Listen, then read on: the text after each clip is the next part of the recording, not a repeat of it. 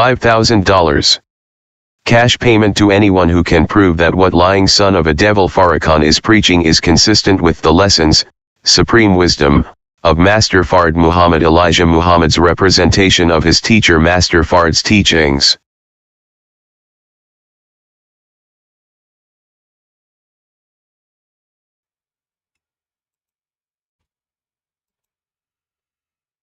Assalamu alaikum, sisters and brothers. Suman Rahim here, Best of the Covenant.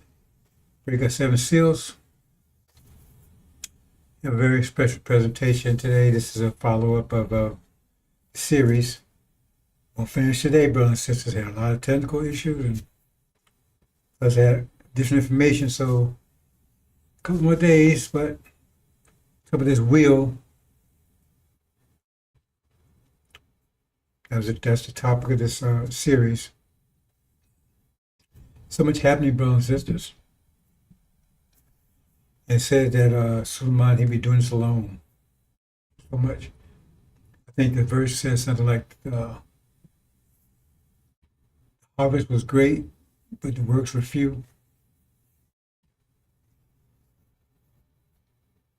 I'm going to something I've been talked about before, brothers and sisters. It's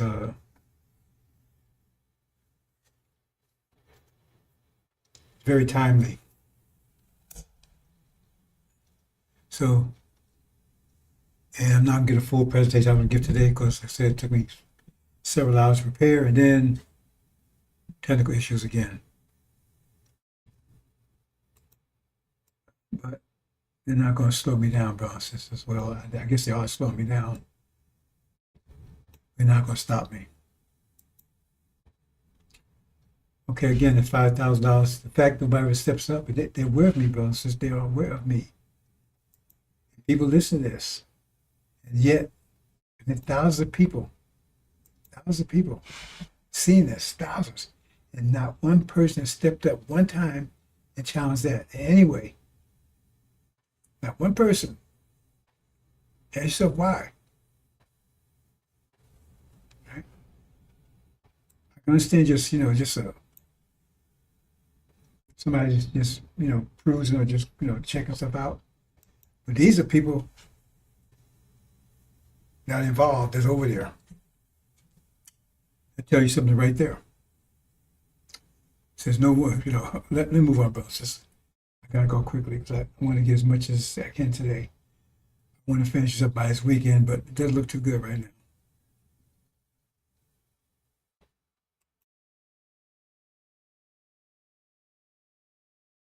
Do you then believe in a part of the book and disbelieve in the other? What then is the reward of such among you as do this but disgrace in the life of this world, and on the day of resurrection they shall be sent back to the most grievous chastisement? And Allah is not heedless of what you do. 86 These are they who buy the life of this world for the hereafter, so their chastisement shall not be lightened, nor shall they be helped.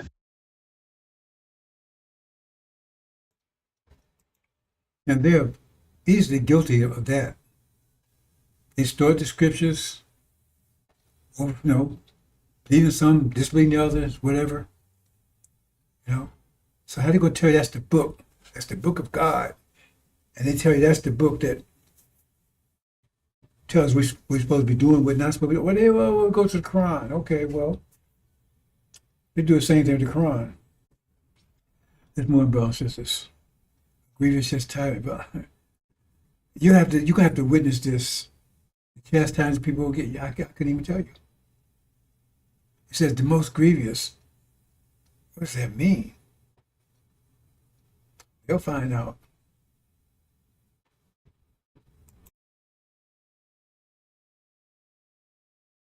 Section 1, Fundamental Principles of Islam. In the name of Allah, the Beneficent, the Merciful. 1. I, Allah, am the best knower. 2. This book, there is no doubt in it, is a guide to those who keep their duty. 3. Who believe in the unseen and keep up prayer and spend out of what we have given them. 4. And who believe in that which has been revealed to thee and that which was revealed before thee, and of the hereafter they are sure.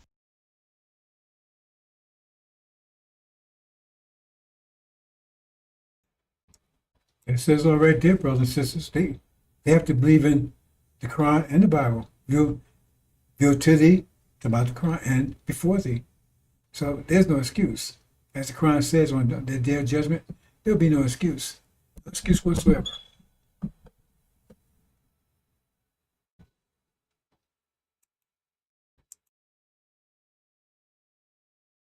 $174. Those who conceal aught of the book that Allah has revealed and take for it a small price, they eat nothing but fire into their bellies, and Allah will not speak to them on the day of resurrection, nor will he purify them, and for them is a painful chastisement. 175. Those are they who by error for guidance and chastisement for forgiveness, how bold they are to challenge the fire. 176. That is because Allah has revealed the book with truth. And surely those who disagree about the book go far in opposition. There's a phenomenon I used to talk about when I was a child, right? I understood it then. I said, what if someone didn't believe in the Bible at all, but they wanted to take advantage of people that did? So they could make themselves a preacher. And they just preach what the people want to hear. The Bible is the way the people want to hear it. They make a lot of money. They have a big following and everything. See? They ain't gonna piss off anybody.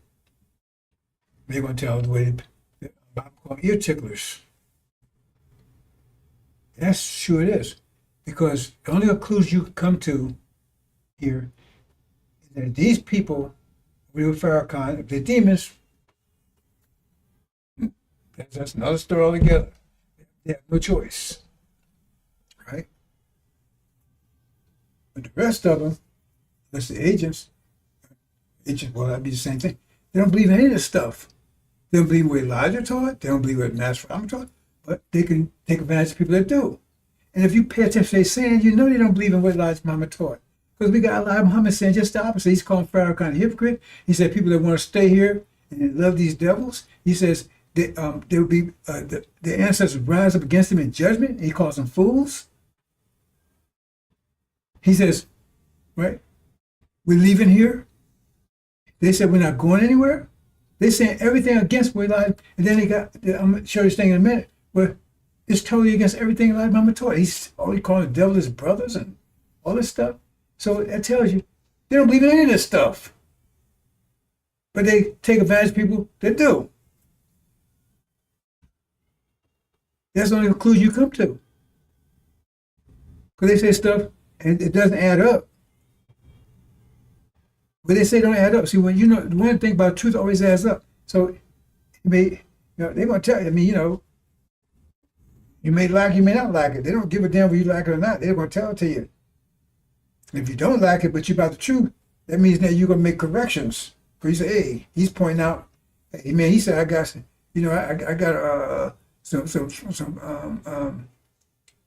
food hanging out of my mouth. Oh, okay. Because I don't want to get too far aside here, bounces, but I had a contract at I think it was New Jersey Bell, was it? No, a long time ago. And there was this guy, and I got the contract, and this guy that I worked with on another contract, I met him there too. I ain't seen him in a long time, right? And so they put us both in the same office together. We shared office. And he knew this other guy that was there. That the guy could not hear. The guy was deaf, but he was an employee. And the guy would walk around, he'd be talking loud and saying personal stuff, but he couldn't hear himself saying what he was saying.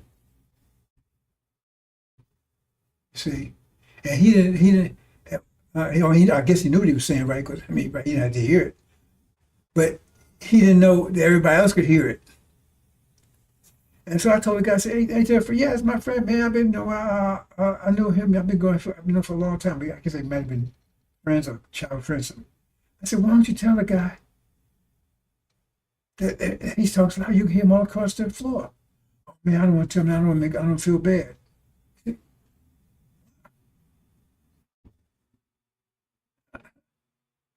You see what I'm saying? But some people think that way.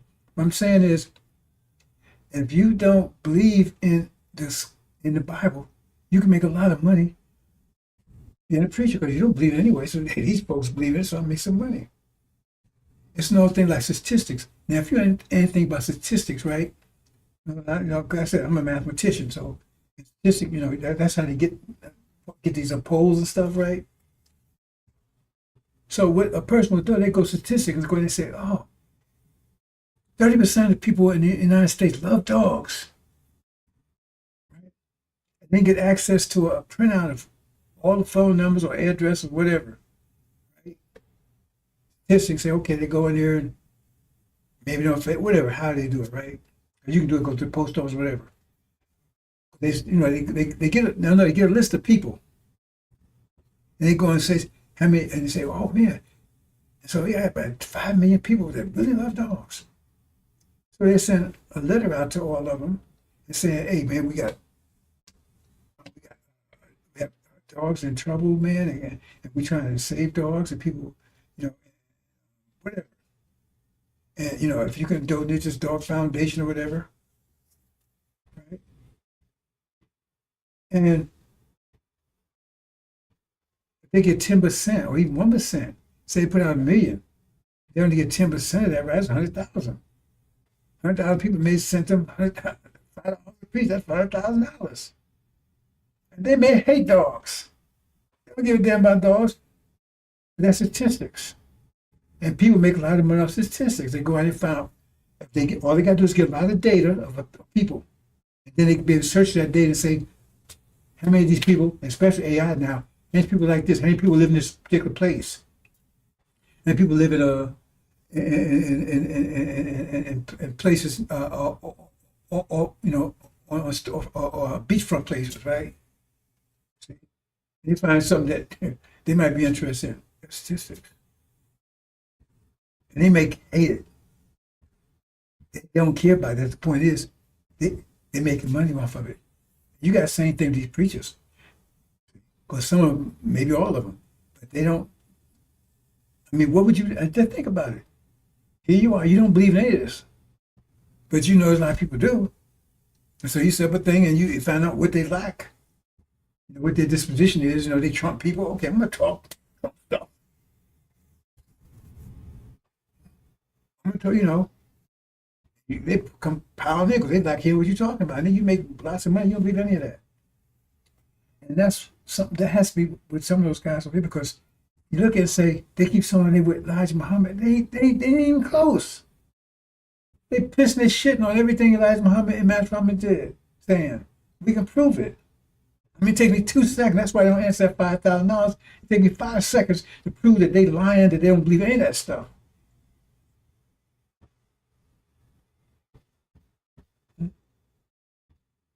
But they know you do, because Farrakhan, remember Farrakhan walked away, he denounced the messenger, he stole all the money, him and Wall stole all the money from Nation of Islam, he put it in money pocket, took off, he was hiding out, then he ran out of money, so they say, I don't know, whatever happened.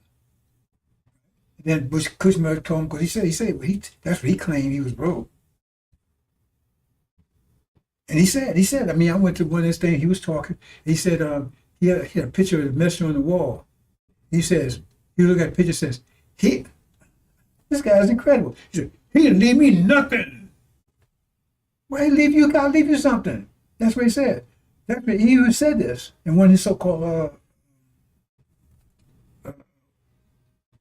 group meetings, whatever you have, right? Because I was over there and I wasn't following him, right? I wanted to do some research, but he I guess once a week or something, maybe have a audio call or something, right? He says, he didn't leave me nothing. Isn't that heard? And then he said, oh no, then he thought about it, said, he left me everything. Now what does that mean? Because he said he went, I can't remember the actors, not the singer's name. I can't remember, I gotta find out. I can research and find out. But he says when he was out in Arizona somewhere, he was trying to get back on stage and shake his ass. It's calypso dancer. But they wouldn't give him, they wouldn't let him, he couldn't find anybody that sponsor him. He was denouncing the messenger. He said he didn't believe the messenger was the messenger. And so now all of a sudden he got the epiphany. Right? Oh, no. He saw, because Kushmir told him, you come back. See, you understand, you got to understand the background here. Kushmir and those people were with Farrakhan, initially with Farrakhan, they was all Wallace people. Because the people that was with Elijah, right, that still had any brains left, they had this Farrakhan because what he had done. They went with Silas, they went with this guy, what do you call him? Went different places because they were hanging through Farrakhan because he was denouncing the messenger. And he's denouncing, and we got him on tape doing it. He said he didn't believe the messenger was a messenger, he didn't believe the messenger was a God. We got him and Wallace on tape doing it. I can show you the tape anytime you want. Tape, it's an audio, not the audio, video. Then in a meeting, or whatever they call it, right? Interview. That's what he was doing. And people really get angry. He was denouncing the messenger. So the nasty thing about the messenger, Wallace was a known enemy of the messenger. They took all the money. He never paid that money back. They ripped off the nation. All that money was left in it wasn't left in Elijah's name. Elijah did not leave here with all that money. He left here all that money that he left when he left was in the nation's name. They went there, went to the court and was able to convince the judge that was the father's money. He did all that. They got hold of the money. They got liquid. They got rid of all the assets, pocketed the money, and left the beast with nothing, absolutely nothing. And Farrakhan admits, I got him on tape admitting that, but he didn't help him. He just said, man, everybody went crazy and all this stuff. We got him on tape saying it, but how come you stand for him? He tried to flip over on Wallace. He was right there with him. So when he got on broke, because like I said, all those people, Kushmir guy, whatever, he was with Wallace. They got pissed off Wallace because they couldn't make any money with Wallace. So, no, you can't have no mosque. You can have a masjid, right? You can't get no clarity. You can't get paid. We don't pay no ministers. You be an imam, and you do it on your own time. So you Fridays, you take time off. You come and get your imam thing right on your Juma or whatever. And they couldn't make any money over Wallace. So they went and tried. They dug up Farrakhan, and he had assistants on the streets. Pimping, he pimping the sisters on the street. Had him doing fundraisers because he can't get the pimp Negroes. He got male. They can't get them doing anything. And I was over there. No, can't get them doing anything. And he got sisters on doing fundraisers. He got big rings, big stakes, and then we got him calling them out. Sisters and the brothers, both sides. The one who played Allah worms eat their ass. That's your boy Farrakhan. He don't believe any of this. He said, we're in need. Right now, they run around like frantic because he can't wipe his own ass right now. He's pathetic. I mean, he is really pathetic. I know, but they don't want to make it public. They're trying to be like, because he's pathetic. That's why I show pictures. No, trying to say Allah told him don't close. He didn't tell him not to show a picture, right? He ain't said not to walk around. He's totally inaccessible. They claim he had a 70th anniversary, something, wedding anniversary, whatever, right? Marriage anniversary, whatever, right? So why? And they show pictures from years ago. Well, I mean, if he's alive and well, why did you show a current picture? Because he can't even wipe his own ass. He's shitting in a bag, and he can't wipe his own ass right now. He can't even get in a wheelchair. They got to pick him up and put him in a wheelchair. He's pathetic. They don't want you to see that. And now they're afraid because, see, he had all that money in his name, him and his son. His ignorant ass son is a millionaire too high, didn't he? And plus, the millionaire son is a cop. I didn't know that myself. I saw that. Yeah, he's a cop for a Chicago cop. He's supreme captain. How does that work? He's a millionaire. He don't have no business. And all the money's locked up there. And he's supreme captain, so it makes he can keep track on all that stuff. So they can't get a hold to it. And so they worry because when Farrakhan goes, because he had him on a hook, on a leash, right? He can get enough money to keep him going. So that gets cut off. If he goes and they don't know what to do. They know he's the money maker. They're trying to figure who can attract the people. And that's why they're talking this stuff you're going to see in a minute. Oh, the devil's out buddy and everything else. They're trying to turn it into some kind of social organization, could bring anybody in so they can keep it going, keep the money going. Because if he goes, everything goes, because all the money's in his name. Everything collapses. All these study groups, all that stuff. Every little temple they got, everything collapses. And they don't know what to do. And they're ignorant anyway, because they couldn't get a job working at Popeyes, right? Cleaning toilets. That'd be too complicated for them. Because they're stupid over there anyway. That's why they run around doing what they're doing, saying what they're saying. That's what's going on. Anyway, let's move on, bounce to that. But they do this all the time, what I just showed you. So move on, brothers and sisters.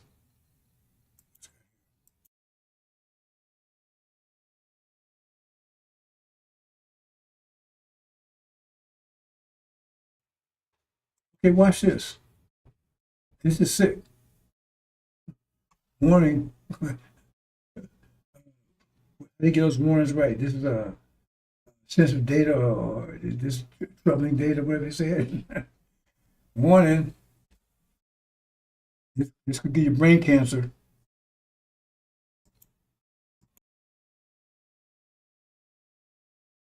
I gotta do this. Do you mind? Yes, I'm gonna do something. I don't want to put my brother on the spot. See, this is this. This is something else. Love and faith transcends color.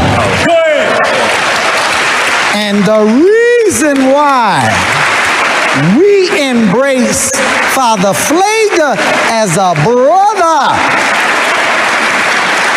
is because we find him on the battlefield of justice, being a true disciple of Jesus. And the last thing I'll say is you'll never call us racist. Yes, sir. Yes, sir. Because this day that we honor, Yes, sir.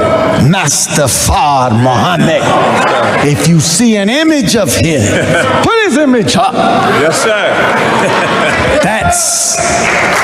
That's the man whose father was a black man and his mother a Caucasian. And how many of us have a parent that's a Caucasian or grandparent? It's not about color. It's about our submission to the will of God. And in that we find common ground and unity. Yes, sir. So I'm only one shade lighter than you, so. And Mustafa may be 4 more shades lighter.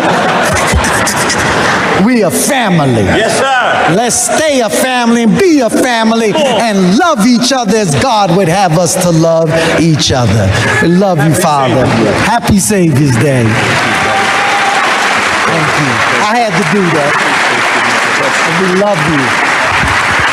Go ahead. One more time, brother. 4. And I heard other voice out of the heavens saying, Come you out, the people of me, out of her, in order that not you should share together to the sins of her, and out of the plagues of her in order that not you should receive.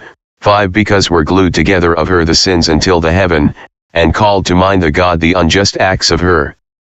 6. Give you back to her as also she have back, and double you the double according to the works of her, in the cup to which she mingle you to her double. 7. As many as she glorified herself and lived unreigned in luxury, so much give you to her torment and mourning.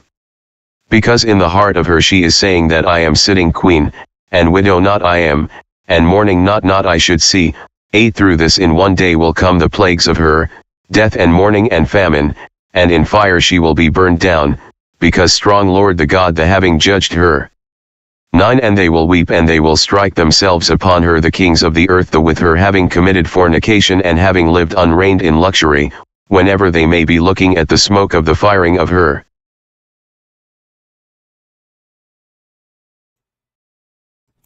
That sick show that we just saw, that was some sick shit there. It had nothing to do with Elijah Muhammad, not even close. Like Master Muhammad, Elijah Muhammad, and seen that clown, walked up on him doing that, and cut his throat himself. That's supposed to be his son. And here, it sounds like what this says. This says, this is a command. Give back to her what she's done to us for 40 years. That sound like that? No, he's want to make love with him.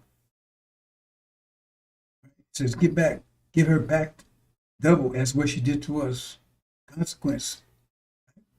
See, what they're trying to make like an NAACP organization, so nobody come after them. Hey, we ain't racist, man. And they got devils in FY uniforms. In MGT, they got devils over there. They call themselves part of the Nation of Islam. But they ain't devils, see. I mean, Ishmael itself is married to a devil. She may be a demon, her mother's a devil. Farrakhan's son married to a devil, that's for sure. You understand, brothers and sisters? And Farrakhan himself, his father's a devil. Take my word for it, Google it. Percival Clark. I know, brown skin Jamaican. Whatever.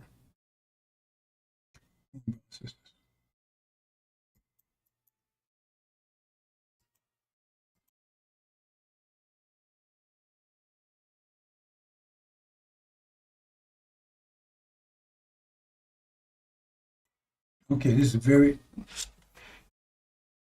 close tensions, brothers and sisters. Prophecy is 100% correct. The only one that could change prophecy, and the message said that was from the man. They worried. They worried he might change things, but you have to know the prophecy to be able to change it. So it makes a statement. It says, "No one knows the hour or day." But I'm just paraphrasing. If they knew, they would try to change it. Knew the house they have to be broken into. See what I mean? House broken into. Getting us out of here. We see a thing in Herod in the so-called Old Testament, right, where the person they call Jesus supposed to be born. He found, so he tried to kill all the son. He knew it was supposed to be the times. So he went and killed all the male babies. So that's why I've been saying for years, I gotta be careful what I say. Because they listen to this. I don't think they ain't. They're totally weird. I can prove it. But the thing is, I'm gonna play some things for a few minutes. It said that Most High, you gotta understand the engine for that, right? It says he be cracking up at them, laughing at them in derision. Be very careful what I'm going to say right now, brothers, because I'm not going to say too much. I've been saying, right? I've said, there's a war in the Middle East going to happen. I put those dates in there. And I did it about 3 months back, right? And some other things, right? And so, I'm not there. I probably shouldn't go there. Very careful. So the thing is that they're aware of this, like Herod was aware. See, remember, Pharaoh was aware too, because he knew that. That's why he killed all the male sons. He knew the time Moses be born. So they knew the message of the covenant is. They knew who Elijah was. Was. They knew. That's why they never put hands on him. They locked him up. They never touched, but they never hurt him in any way. That was a promise Master Prophet made to him. He would protect him and his family. So the thing is that I was saying that this thing would probably happen around about September, right? So they jumped the gun. They thought they could change this thing, catch by surprise, and overcome that prophecy. June. What they didn't know was they were actually fulfilling prophecy. Can't say too much more than that. But watch what happens. Watch what happens next. Just watch what happens next. I'm gonna show you a couple of things. Maybe you get the gist of it. Right?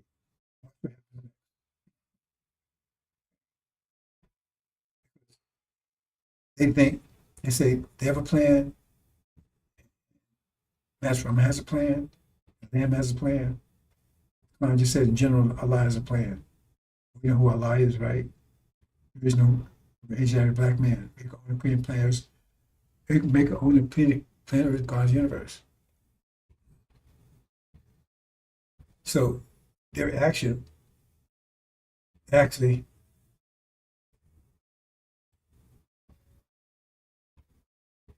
let me leave it alone.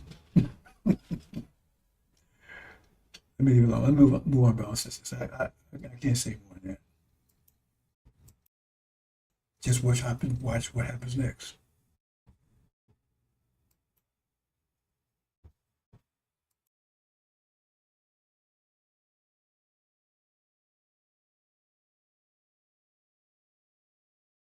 Three. I have trodden the winepress alone, and of the people there was none with me, for I will tread them in mine anger, and trample them in my fury, and their blood shall be sprinkled upon my garments, and I will stain all my raiment. For the day of vengeance is in mine heart, and the year of my redeemed is come. 5. And I looked, and there was none to help, and I wondered that there was none to uphold, therefore mine own arm brought salvation unto me, and my fury, it upheld me. 6. And I will tread down the people in mine anger, and make them drunk in my fury, and I will bring down their strength to the earth.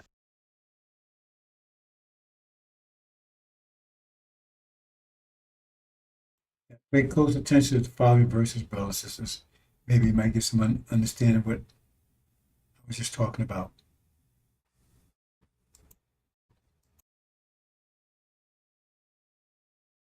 1. Why do the heathen rage, and the people imagine a vain thing? 2. The kings of the earth set themselves, and the rulers take counsel together, against the Lord, and against his anointed, saying, 3. Let us break their bands asunder, and cast away their cords from us. 4. He that sitteth in the heavens shall laugh, the Lord shall have them in derision. 5. Then shall he speak unto them in his wrath, and vex them in his sore displeasure. 6. Yet have I set my king upon my holy hill of Zion. 7. I will declare the decree, the Lord hath said unto me, Thou art my son, this day have I begotten thee. 8. Ask of me, and I shall give thee the heathen for thine inheritance, and the uttermost parts of the earth for thy possession. 9. Thou shalt break them with a rod of iron, thou shalt dash them in pieces like a potter's vessel. 10. Be wise now therefore, O ye kings, be instructed, ye judges of the earth. 11. Serve the Lord with fear, and rejoice with trembling.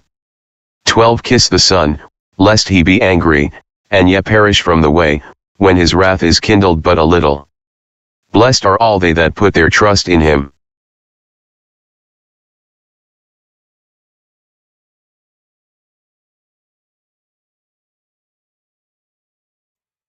He that sitteth in the heavens, laugh. Those having derision. They thought they was being slick. They actually, oh,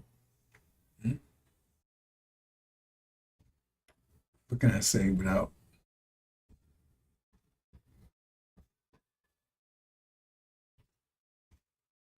They actually were setting themselves up. I leave it like that. Because prophecy it says, right? Who's going to have them in derision? It means they're going to be making mistakes, doing fools, doing things they right? It says, you laugh at them, have them in derision. They think they're being wise, right? That means he's fucking with their minds. Mm-mm-mm. I told you, mind war, brothers and sisters, you don't get it. It's a mind war. How you conduct a mind war? I always told you I gotta be careful I talk because I'm talking to them too.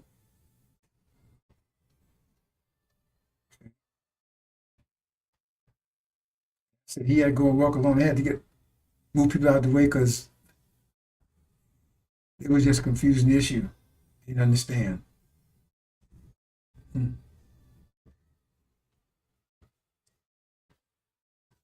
Mind game, brothers and sisters, they deal with a mind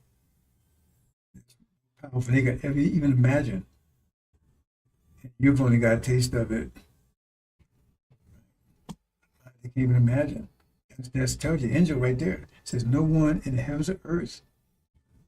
It's like no one can build that technical marvel. They're really confused. What the hell? It don't make no sense. The technology in that wheel, it makes no sense to them. I said, how can you possibly do this stuff? Like the angel.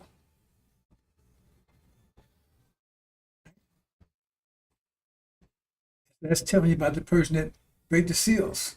That you're dealing with a mind much more powerful than yours, theirs.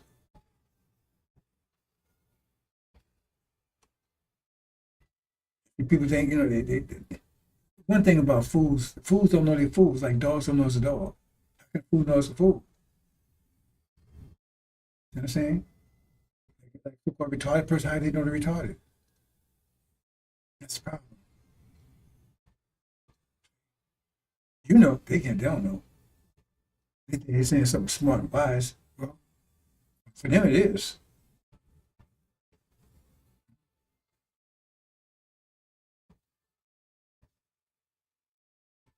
Well, that's why he said he couldn't find anybody to help. Because they seeing this on like a two-dimensional level.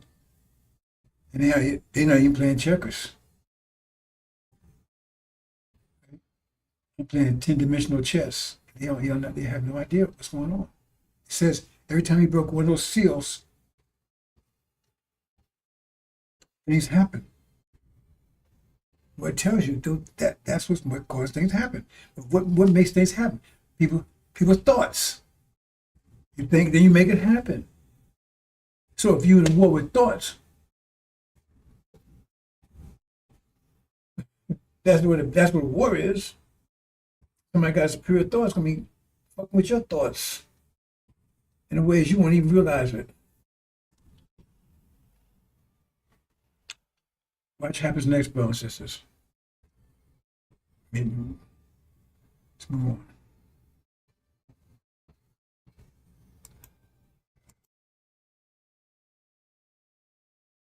"35. Heaven and earth shall pass away, but my words shall not pass away. 36. But of that day and hour knoweth no man, no, not the angels of heaven, but my Father only. 37. But as the days of Noah were, so shall also the coming of the Son of Man be. 38. For as in the days that were before the flood they were eating and drinking, marrying and giving in marriage, until the day that Noah entered into the ark. 39. And knew not until the flood came, and took them all away, so shall also the coming of the Son of Man be. 40. Then shall two be in the field, the one shall be taken, and the other left. 41. Two women shall be grinding at the mill, the one shall be taken, and the other left. 42. Watch therefore, for ye know not what hour your Lord doth come. 43. But know this, that if the goodman of the house had known in what watch the thief would come, he would have watched, and would not have suffered his house to be broken up. 44. Therefore be ye also ready, for in such an hour as ye think not the Son of Man cometh. 45. Who then is a faithful and wise servant, whom his Lord hath made ruler over his household, to give them meat in due season?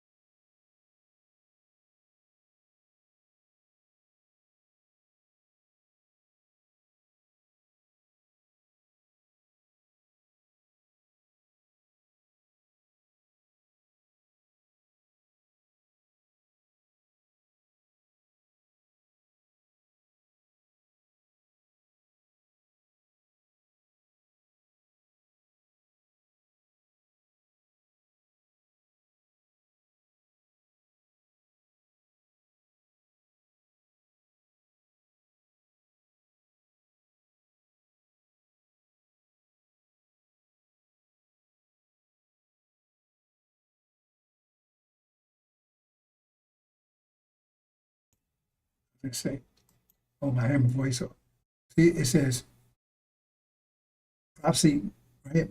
Words not passed away. Prophecy cannot be consequence. Our prophecies, every word, nothing will be exactly. Only one person can change it. That's the person that really, and that's the one that's controlling the seven seals.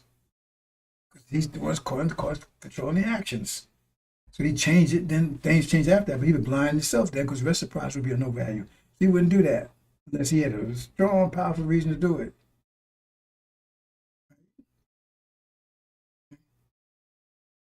So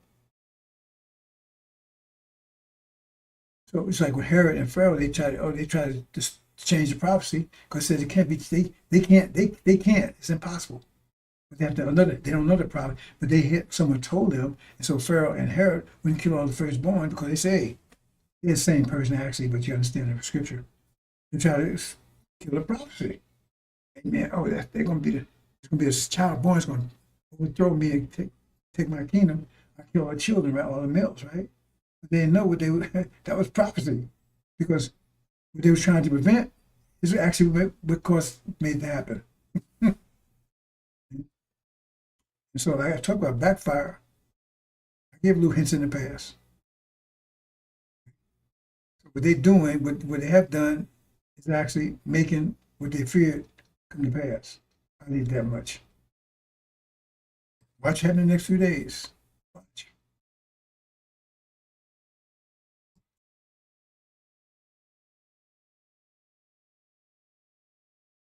"29. And he spake to them a parable, behold the fig tree, and all the trees, 30 when they now shoot forth, ye see and know of your own selves that summer is now nigh at hand. 31 So likewise ye, when ye see these things come to pass, know ye that the kingdom of God is nigh at hand. 32 Verily I say unto you, this generation shall not pass away, till all be fulfilled. 33 Heaven and earth shall pass away, but my words shall not pass away.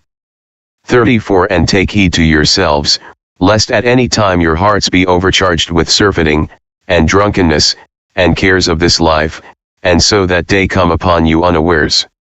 35 For as a snare shall it come on all them that dwell on the face of the whole earth. 36 Watch ye therefore, and pray always, that ye may be accounted worthy to escape all these things that shall come to pass, and to stand before the Son of Man.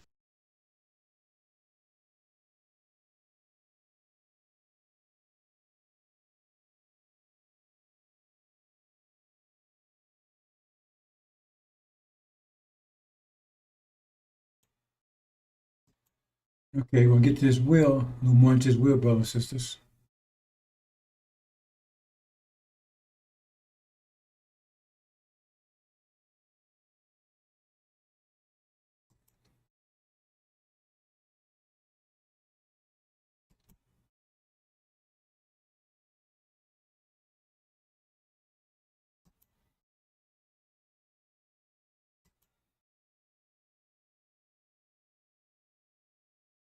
Now, briefly, I'm going to go through this again.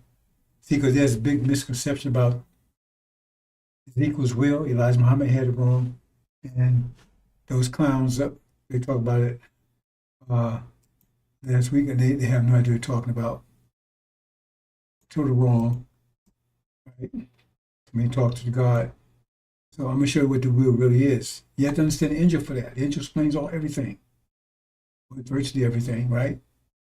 So, because when you read the description of the will, it's talking about a lamb, it's talking about a calf, a lion, eagle. No, it's not. That's not. The will doesn't have no characteristics.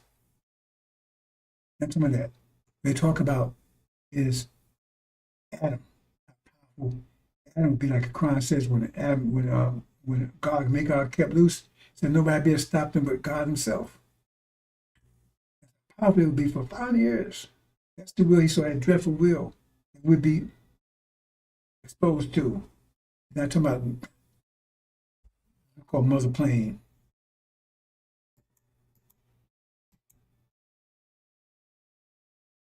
See, it says, now this is the angel key. This is what you call Revelations. says one was like a lion, had 6 wings. One like a calf had 6 wings. One like a face of man, 6 wings. One like an eagle.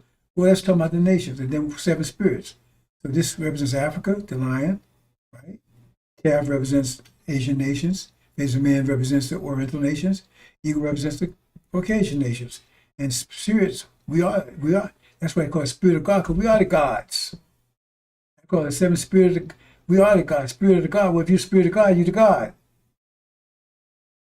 See, I know you missed that one. 7 spirits of the God. So we are the gods. We got corrupted because they raped, we were 540 years, and they raped our women incessantly. And so half the nation is demons because they're devil, they're black skin, but devil, they devil seed. That's why I said somebody sowed, remember? Somebody sowed the chaff amongst the wheat. Somebody sowed their seed amongst our seed, because we the wheat. That tells you right there. If we the wheat, that means somebody sowed something in there that's not us, that looks like us. There's all kinds of hints there, brothers and sisters. I tell you, the evil one have done it. So the evil one, that means the devil sowed his seed amongst ours. So that means they're the devil's seed, not ours. But they mixed in with us. And they be mixed up with us. And Elijah was told to preach to both of them, said until the Son of Man, when he came, he'd be able to separate them out. Because they ain't us. They call it wolves and lions, and sheep and wolves. Wolves and sheep clothing. Anyway, move on, bro. So I'm spend too much time with this. Here it is again, right? And then that's what we put in there. The tree is cool, because we the tree that was we split amongst all the nations. That's here. Right? Okay. And the God of that is Master Prophet Muhammad. Anyway, let's move on. That's why I call him Most High, because that's the Lamb right there, the Son. That's why I refer to it as the Most High. The Master Muhammad is the God, but he's the Lamb.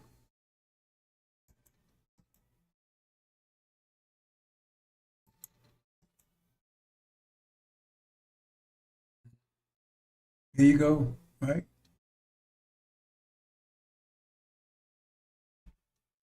Let me check something real quick, boss. That somebody's got noise, that background noise a little bit too high. And need that problem. So.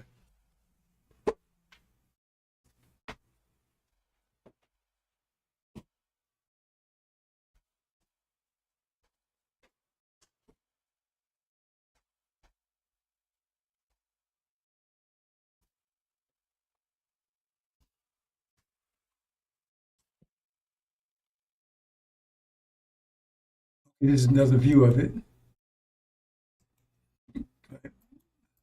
Eagle, right?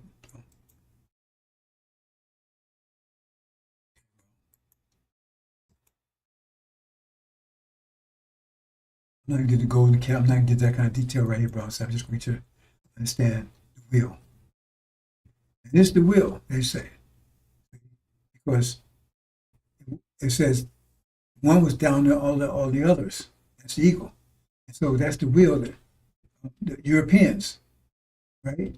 This is Britain here on the right top, the right middle. America's on the left middle. That's Gog and Magog, right? And Russia on the lower left, and that's the EU or Europe on the lower right. And that's false Israel, Satan. He's ruling the whole thing. He's in control, and that you see it right now. Anyway, that's no story. I'm not going into kind of detail. I'm just giving the basics here, right? Okay. So the thing is that they have control of the nation. You can't make this up, brothers and sisters, because if you go and find out, the Asian nations, India and the Middle East, was dominated by Magog, Britain, British Empire. British Empire, they dominated there. But Europe, remember, different levels of control. They colonized Africa. It's Europe. Europeans, France, whatever. Remember, Britain is not Europe. Britain's an island off of Europe. They're not Europe. Britain's an island off of Europe. They assume it's Europe. The Europeans there, but it's not part of Europe. It's an island. That's called the British Isles. And they colonized Africa. Right? And then you go in and say, well, what about Russia? What did Russia do? Okay, look at Orient, right? Where they get communism from? Vietnam, China, Korea. They got that from Soviet Union. They got it from Russia. They didn't develop on their own. So they have ideological control over these different forms of control. Who had oppressive control over us? I mean, complete control. That's the British nation, and they under total control of America. You can't make that up, brothers and sisters. And false Israel controlling the whole affair. Now, this represents the Islamic part of that. That means they Caucasian on the maternal side, but originally on the this represents the Shia, Iran and Syria. But I'm not going to go into that right now. That's the will he saw. That's Ezekiel's will. That's not the mother plane. Mother plane doesn't have animal characteristics. So we get that straight. Let's move on.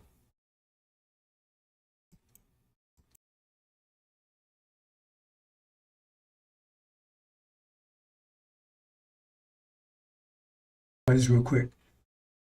I'm talking about it real quick. The point is that if you read chapter 11, right? Chapter 11 talking about the witnesses. Well, they're the crowns, right? It says they were under the foot of the nations, right? That's the foot of the nations. You can understand in your key. 3.5 years, right? There's JCPOA, and then what? And then Trump broke it, and then started rising up again. If you read the whole story, right? So now they're pushing up against America, Britain. There's anxiety between them, right? And the fifth seal tells you that National won't go out, won't make his move until Syria is taken down. Syria just got taken down, didn't it? Right? Because both of them had to be under attack, and Syria had to be last. Okay, move on. I'm not going to go into. And then, but this where we are right now. Now they're at war.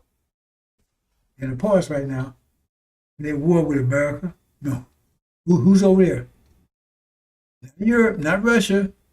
Who's over there? America and Britain and false Israel. They're the ones over there, got troops and everything over there.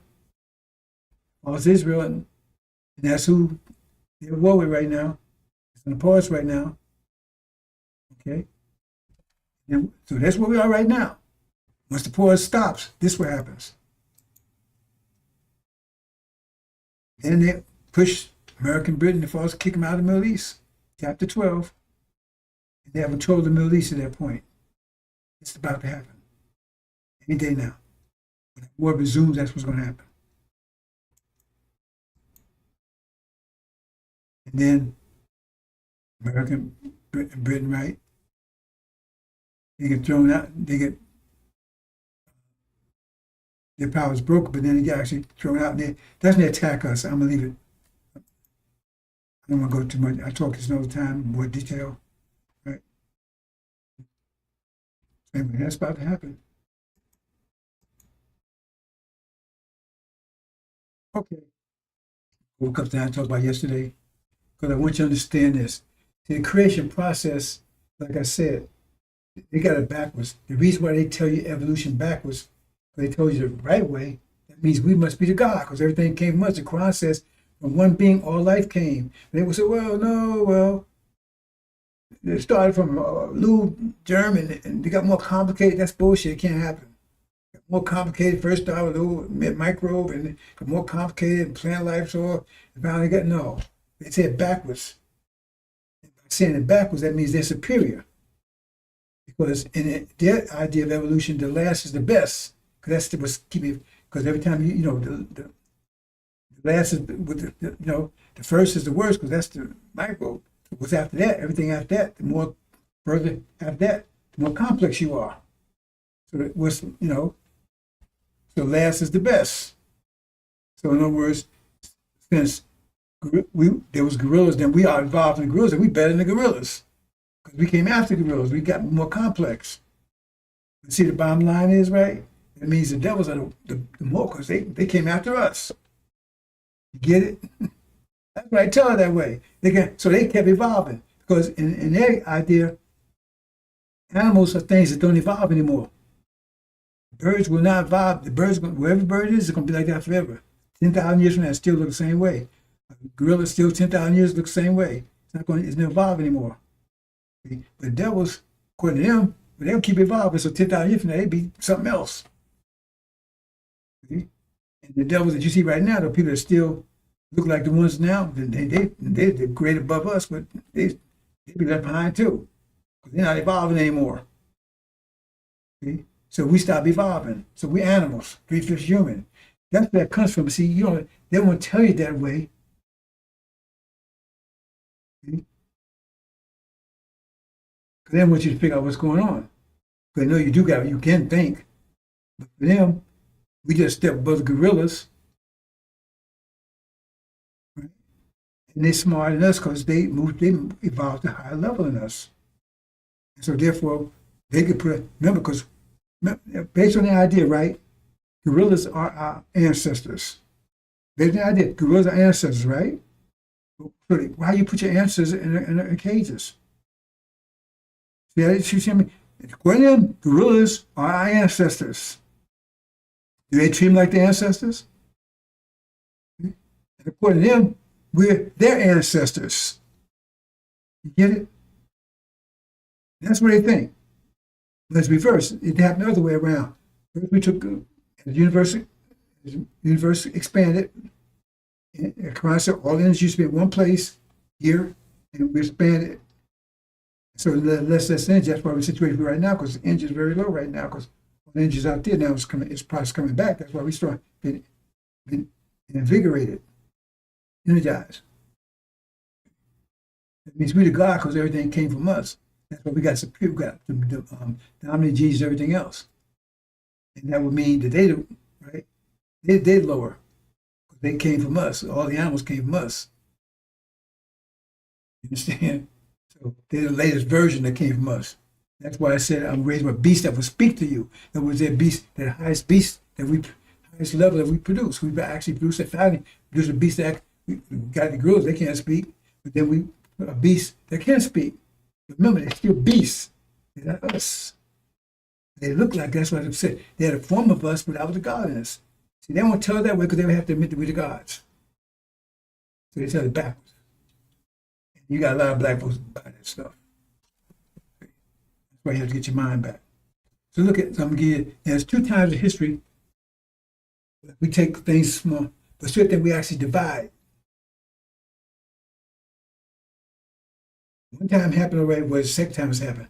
But it has to be the right times, because every time we bring something, we bring the microbes out, because balance in the universe, the mathematics supported that. Otherwise, it wouldn't survive.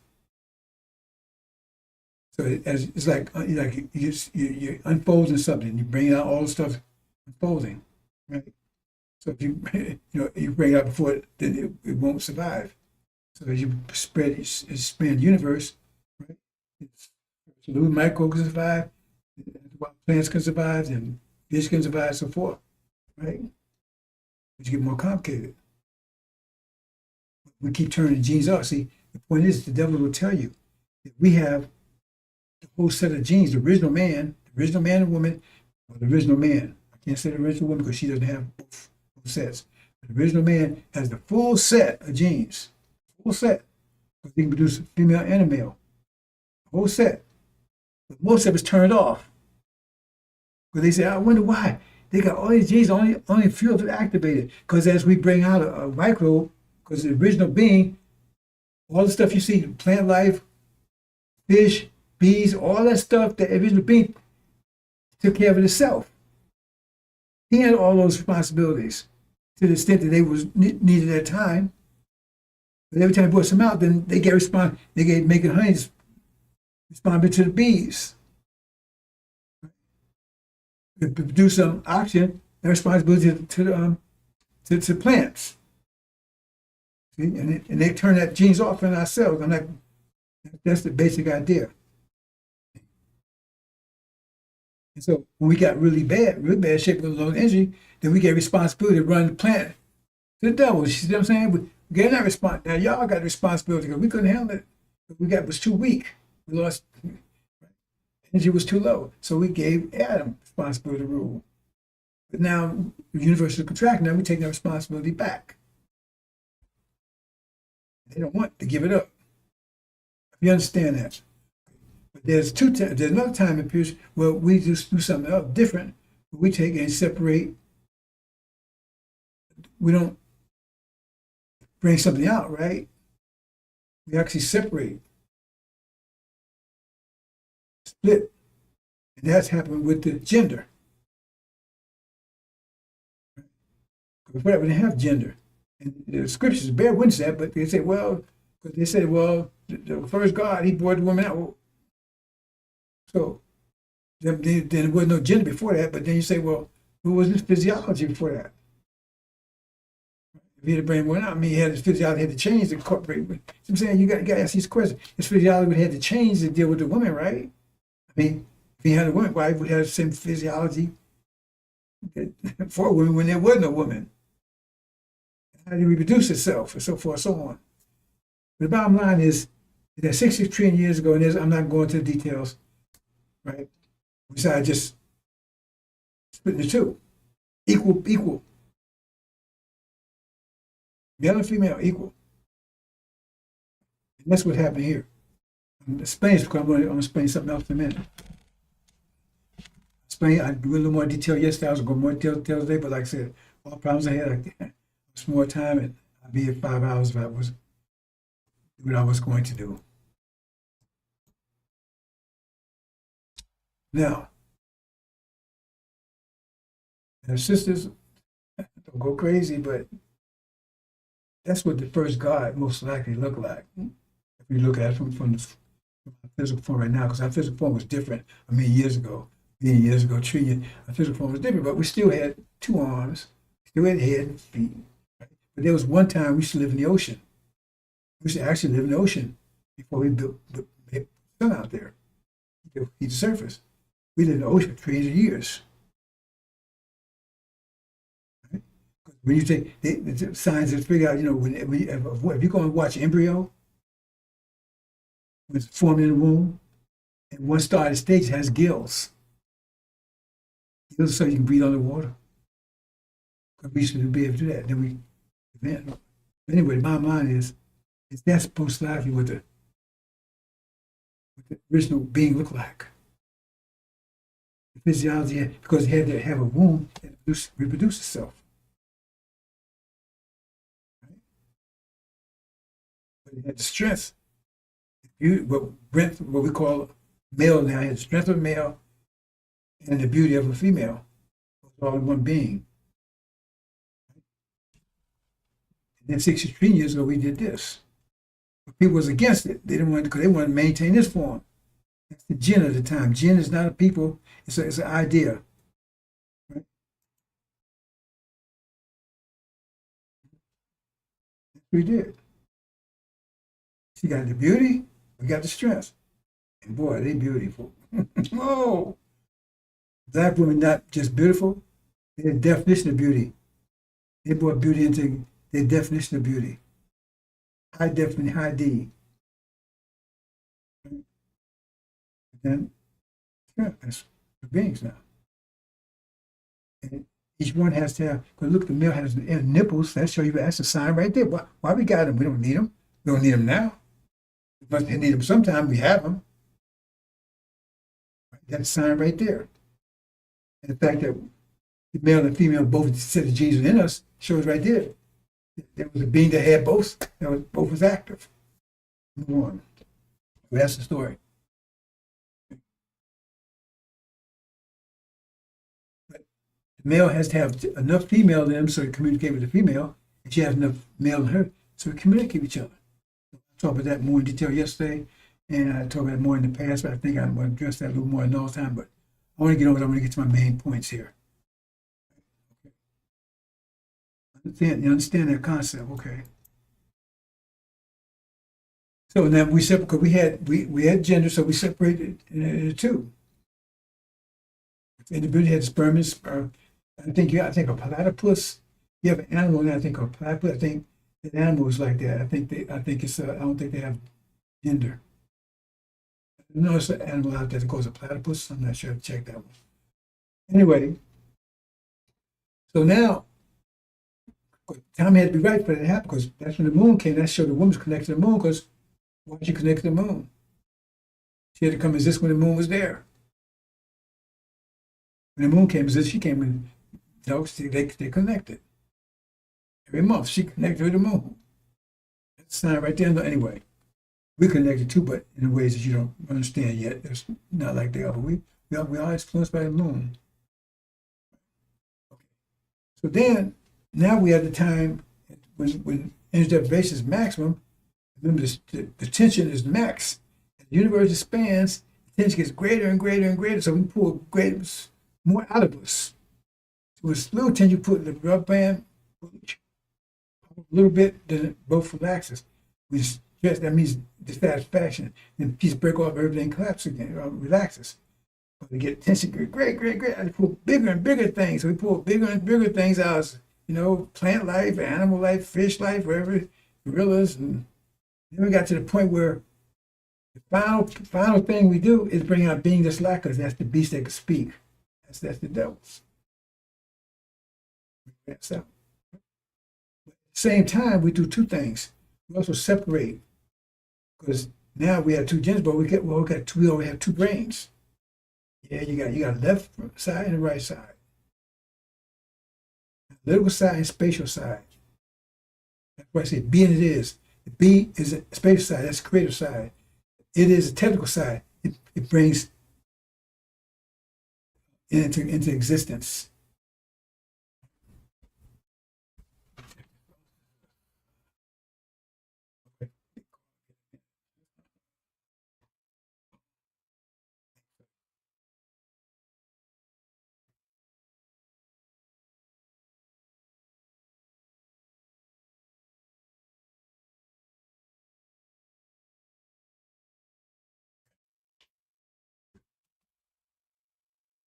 Two sides. So ambidextrous, like you both hands, right? Most people are right hand or left hand, right? One's more superior to the other. Some people in ambidextrous. So at this point, there's no separation take place. Why we want to do something like that? Because that original being, right? It was beautiful and strong. But when you separate, then you made it more beautiful. Yeah, one being was more beautiful than ever. It was strong enough, so it was more beautiful than the original being and stronger. That's one of the reasons why the original ones resisted. Some resisted. So keep that in mind. So here we go. You see here, you got two sides. Spatial and analytical. Mine says two sides of everything, right? So what we did was, when the time was right for it, right? That's why he had a two. Somebody two would come. Analytical and spatial. Analytical side of the brain, you might say mine, I don't like to do it that way because it's not really that, but no, I'm not going to go because I'm not going to feed into that. Anyway, two sides of the brain. The spatial, mine is what it's like your operating system. It feeds information to the brain. But you got two sides. So one side is the technical side and one side is the spatial side. And that's why you got two beings at the end. One was super spatial because they had a book that no one could understand. It was so complicated, no one could understand but that individual. Even the God could understand it. Only one, because he's super spatial. Because now, which I'll show you in a minute, another got a technical being, technical skills that no one can match. What the hell? Nobody could touch it. That's what's going on here, brothers and sisters. 7 seals and okay, let's move on. Okay. Separated. So now you got this. You separated spatial from the analytical. Now you got two beings. One spatially orientated, one analytically orientated, but it has to have enough, spatial has enough technical to be able to communicate to that, enough analytical to come with this. But we also brought another being I'm going to talk about right now, which is, we didn't get rid of the old being, one that was ambidextrous, because they're like communication between two too. Right? That's just the Levites. I'm not gonna go. I'm not gonna. I'm gonna talk that all the time. We'll develop that. They ambidextrous communicate between the two. Right? If you understand angel key, it shows it. Angel key shows that. It's got the spatial, then it's got the analytical, then it's got the ambidextrous. That's the Levites. Matt Thomas is a Levite too, so that's another story altogether. Let's move on. But now you got whole brain now is spatial. It means much more powerful than before because half his brain was spatial, but the analytical is weak. Analytical is weak. Technical is weak. But it's spatial. Other side, man, it's super technical, but spatial is weak. It's just enough to communicate with the two. So that's why I kept the ambidextrous so communication be even. Right? That's why I call it priest, because they could communicate even faster. We didn't do that with the gender. Okay? That's what's going on right now, brothers and sisters. That's where you got the angel, the lamb, right? The Messiah and the Makdi. They come together. One comes from technical, one comes, because one is a mind war.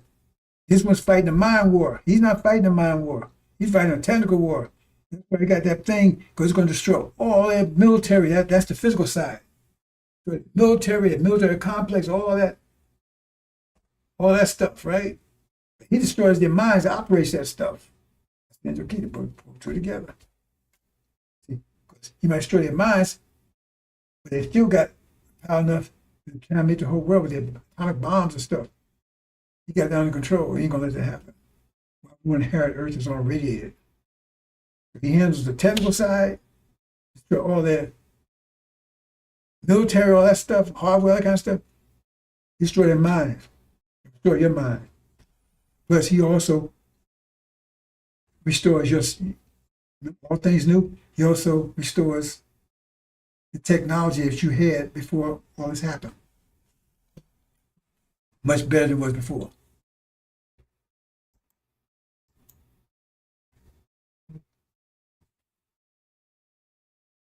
I said it too. Said he wouldn't nobody could understand that angel, so no one met heaven or on the earth could do it. But this one, nobody could put that will together.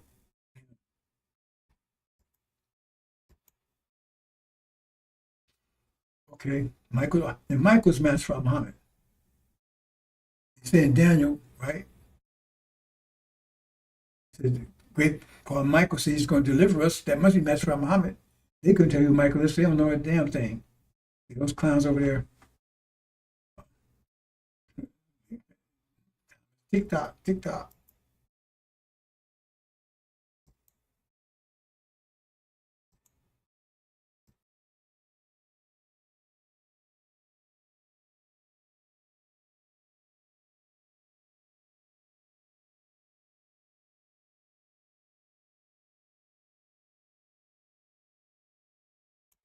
Well, the says looks like hair right here again.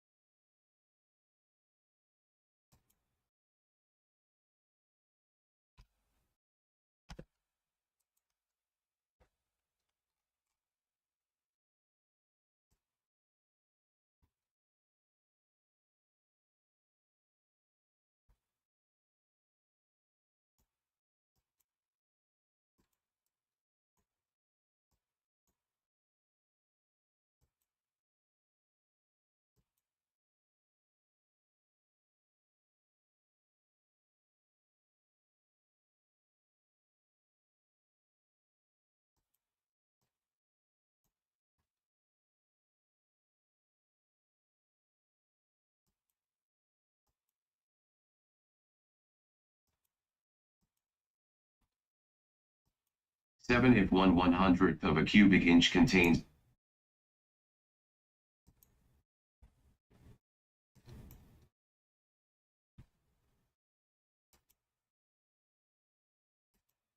I think I fixed it, brothers and sisters.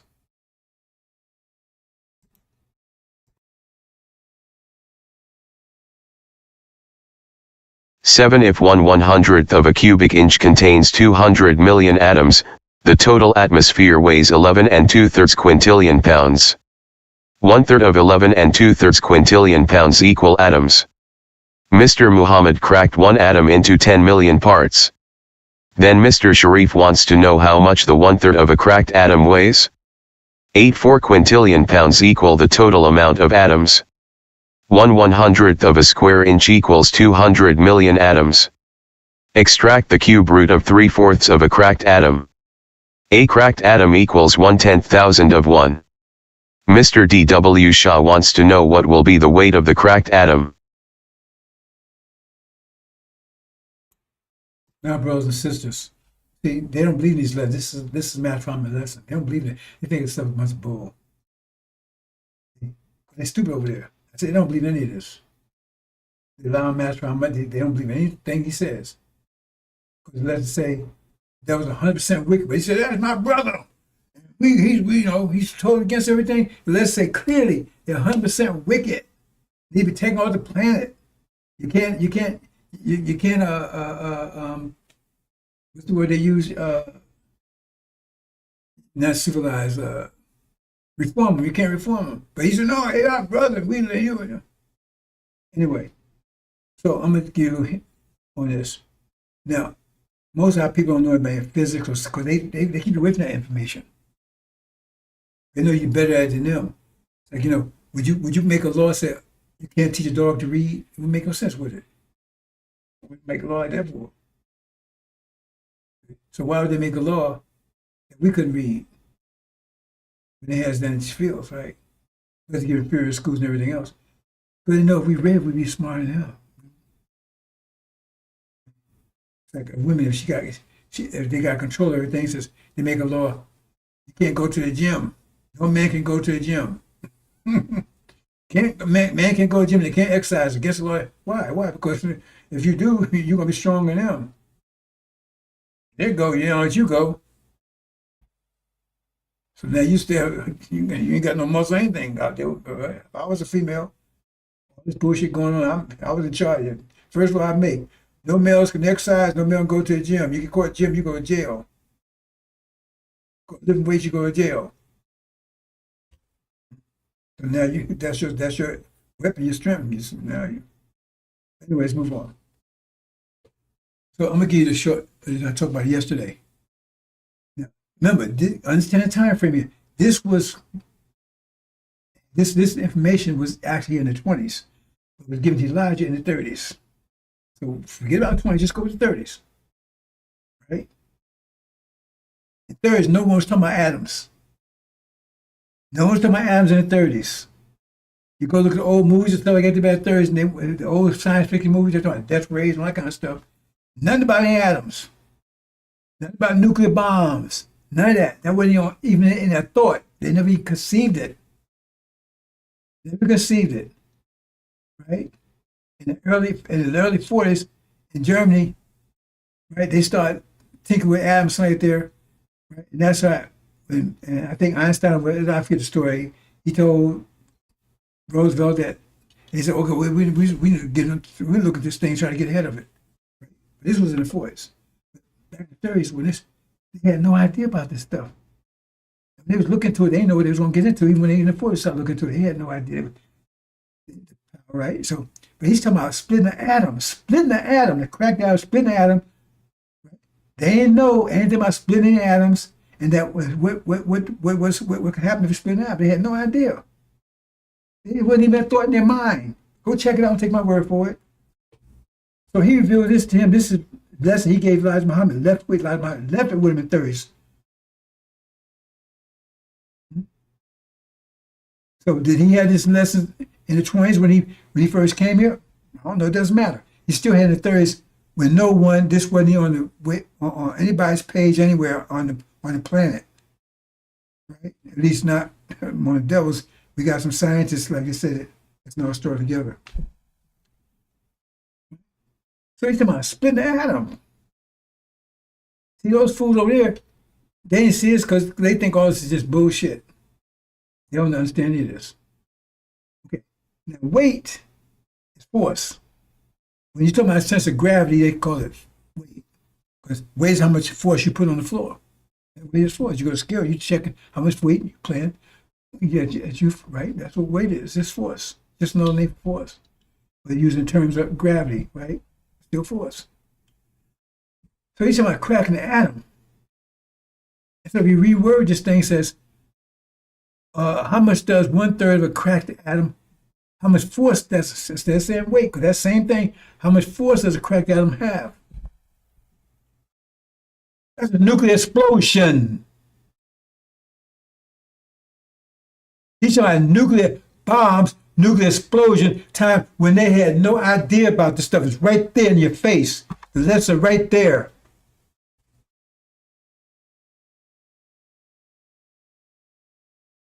But they didn't see it.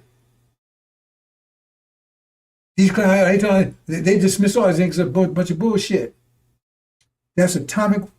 Because Elijah Muhammad said they got a lot of ideas from these lessons. Because he said they came and raided his house and took all. He said he had a whole box full of lessons. So I guess there's much more than this. But he said they took it all from him before they arrested him. They asked him all questions about it.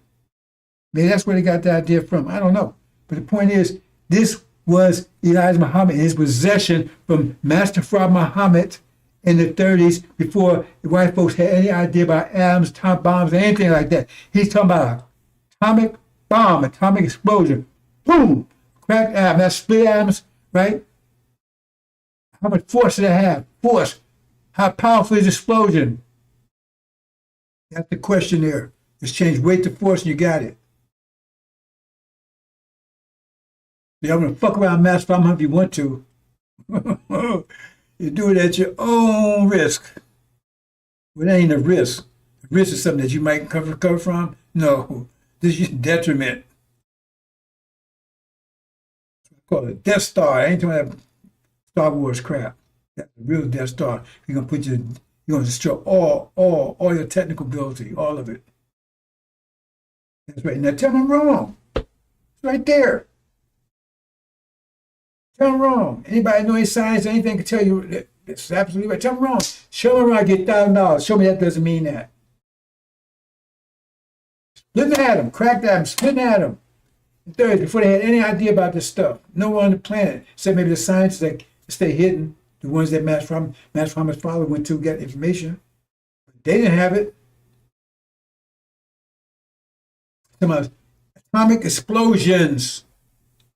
Not just explosions, but how you make it. How much atoms you need to make it happen.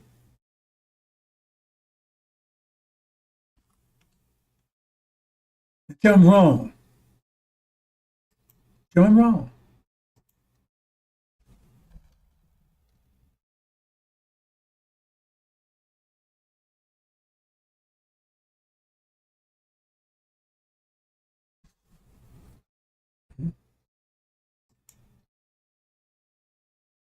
We explain everything here, brothers and sisters.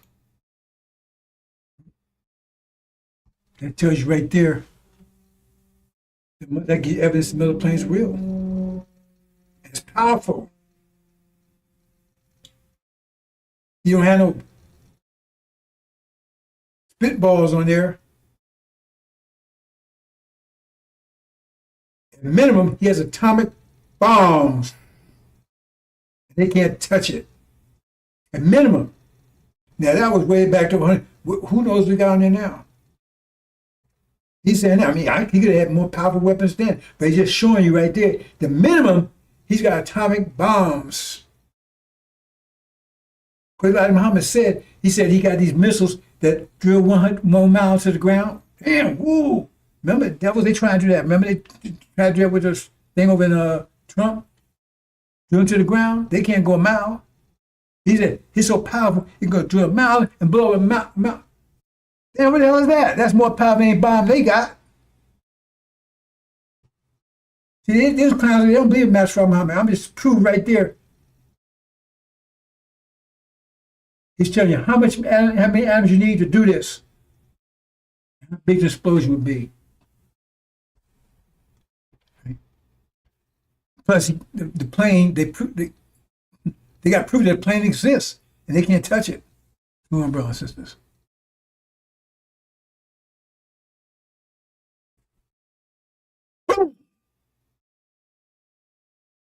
Be fucking around with Master Muhammad. Unless you got a death wish. But he ain't playing.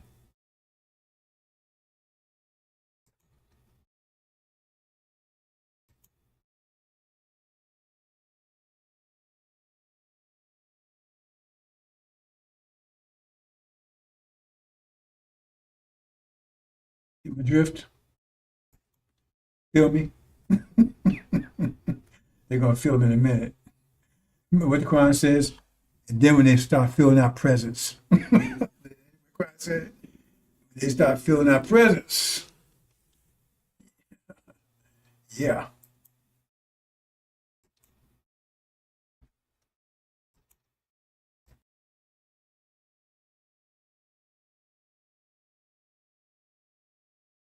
Why isn't the devil settled on the best part of the planet, Earth? Answer, because the earth belongs to the original black man.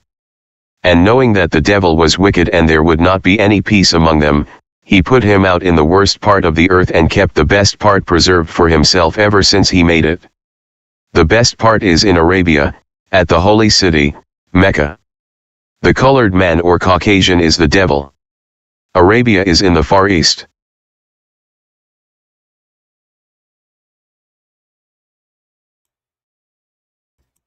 You see, Farrakhan speaking, that's Master Muhammad's teachings. Farrakhan said he ain't going nowhere. He said he likes it here. Why would you want to stay on the worst part of planet Earth when the best part is over there, Arabia? That's what the covenant says. So he's sure he's not the messenger of the covenant, is he? But they don't talk about the messenger of the covenant, do they? It's right there. They jump over that part. They never mention right there in Malachi, right where it says Elijah, it said the messenger of the covenant would suddenly come to his temple. But no, Elijah, the last one. Ain't nobody after Elijah. Ain't nobody after him. It's clear. The messenger of the covenant would suddenly come to his temple. So who is the messenger of the covenant? That's the big secret. They don't want you to know who the messenger of the covenant is. That's why they made this thing of Jesus and all this kind of stuff. They don't want you to know who the messenger of the covenant because that's the one that's going to take them down. They don't want you to know who he is. They confuse the whole issue when he show up. They want you to attack him and take him out. No, that ain't going to work. He said, first, ain't going nowhere. He said, well, they ain't the devil no more. Master Muhammad said he is. It says, right? He says, it says, because the earth belongs to the original black man, not Mexicans, knowing that the devil was wicked and there would be no peace among them. But hey, we love our brother. We love our brother, father, whatever. He ain't my father. Mm-hmm.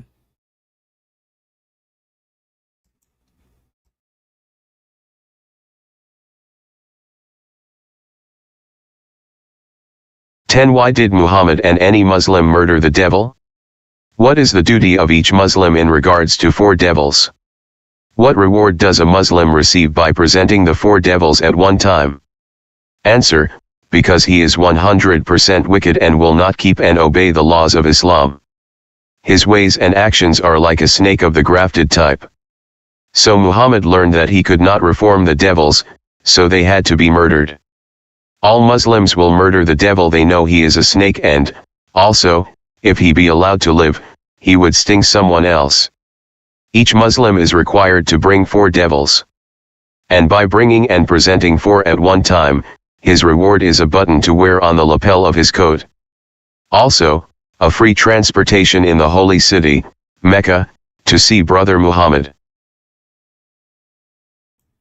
That sound like what they were saying over there? It's 100% wicked, 100%, not 99.9, 100%. It says they cannot reform them. Oh, no, they are brothers. Of course, what word he use? We with him because we have a common or something, right? Because he fighting for the will of Allah, some bullshit, right?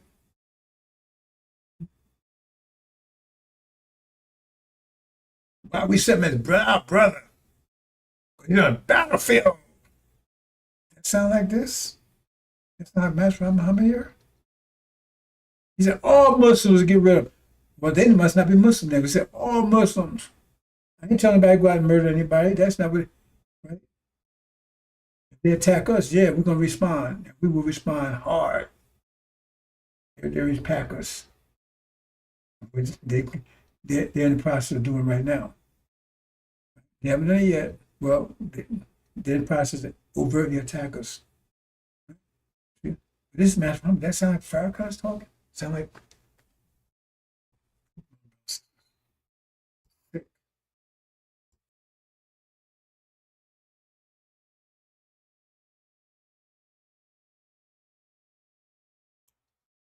Gog and Magog.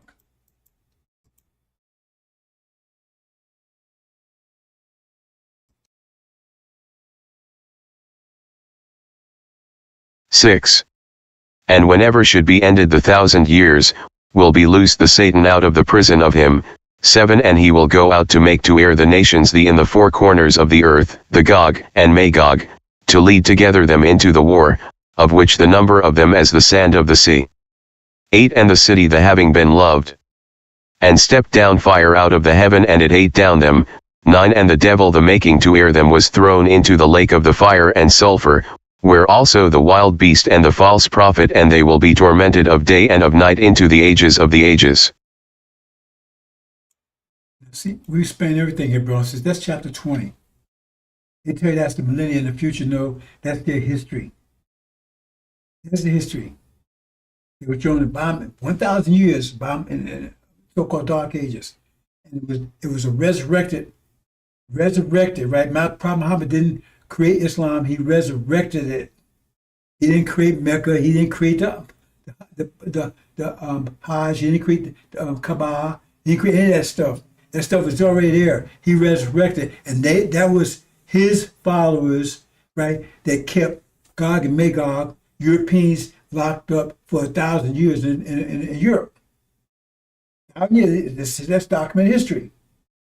But they try to tell us the future because if you understood that was their history, then you understand who they are. You understand who Gog and Magog is. You understand who the devils are. You understand who Satan is because they was the ones locked up. Who kept them down? I mean, Islam is what kept them down there. Right?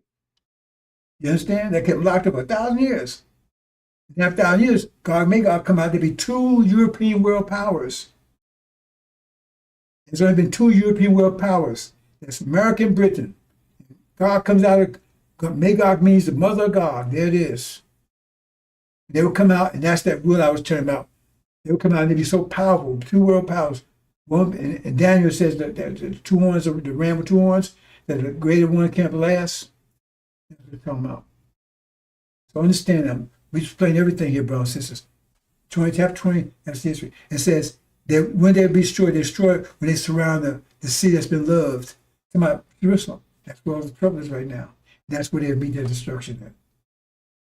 That's when they be defeated. Forcing their destruction, right? So the fire stood down heaven. Right, what are you doing over there? They got drones dropping hellfire missiles down on the people over here. That's what they're talking about, fire to heaven. Right? They keep talking about, we dropping missiles on terrorists, all that kind of stuff, right? That's what we're talking about right there. And the city having been loved. That's over Jerusalem. That's where all the trouble is right now. That's where they would be come to this. That's this war. Once resumed, that's what we're talking about. They would rule, right? They would be terrible. And then that's right, when they come out, see the nations. One thing see the nation about this right here. Telling everybody this is the future, millennium. No.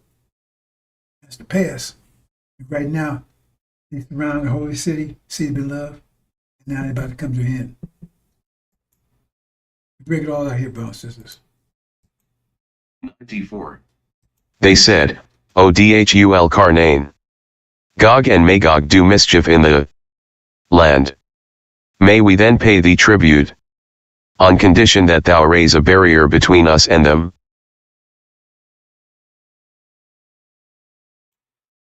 That was the barrier, being bottled up for 1,000 years. My Quran. That was the barrier, locked up for 1,000 years.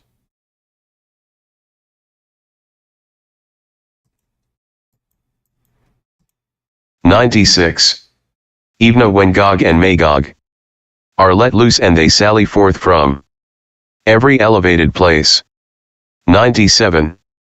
And the true promise draws nigh, then lo, the eyes of those who disbelieve will be fixedly open. Oh, woe to us! Surely we were heedless of this, nay, we were unjust.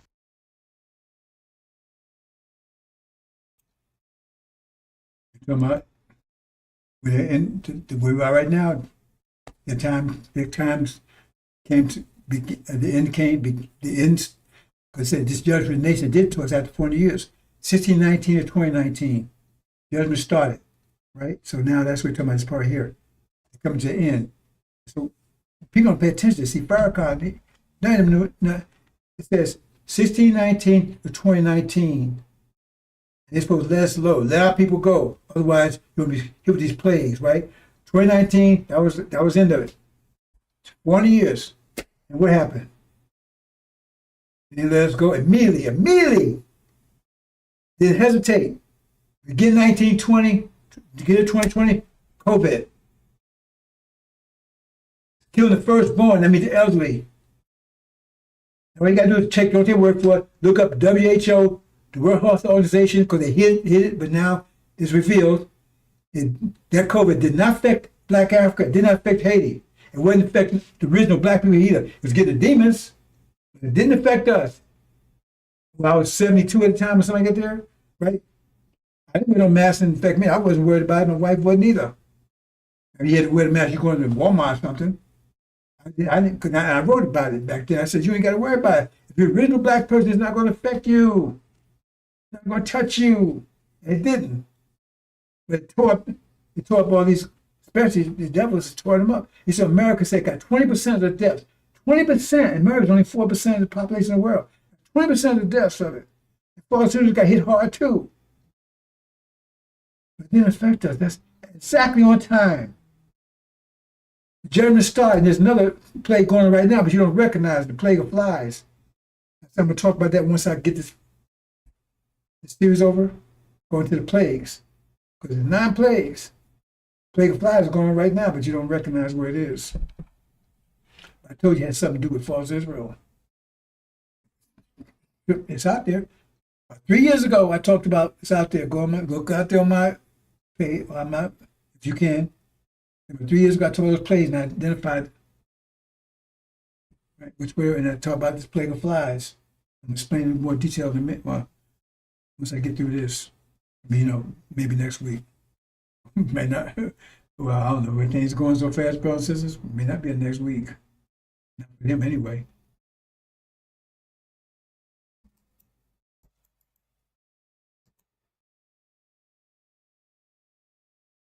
Okay, I'm gonna let this play, brothers and sisters.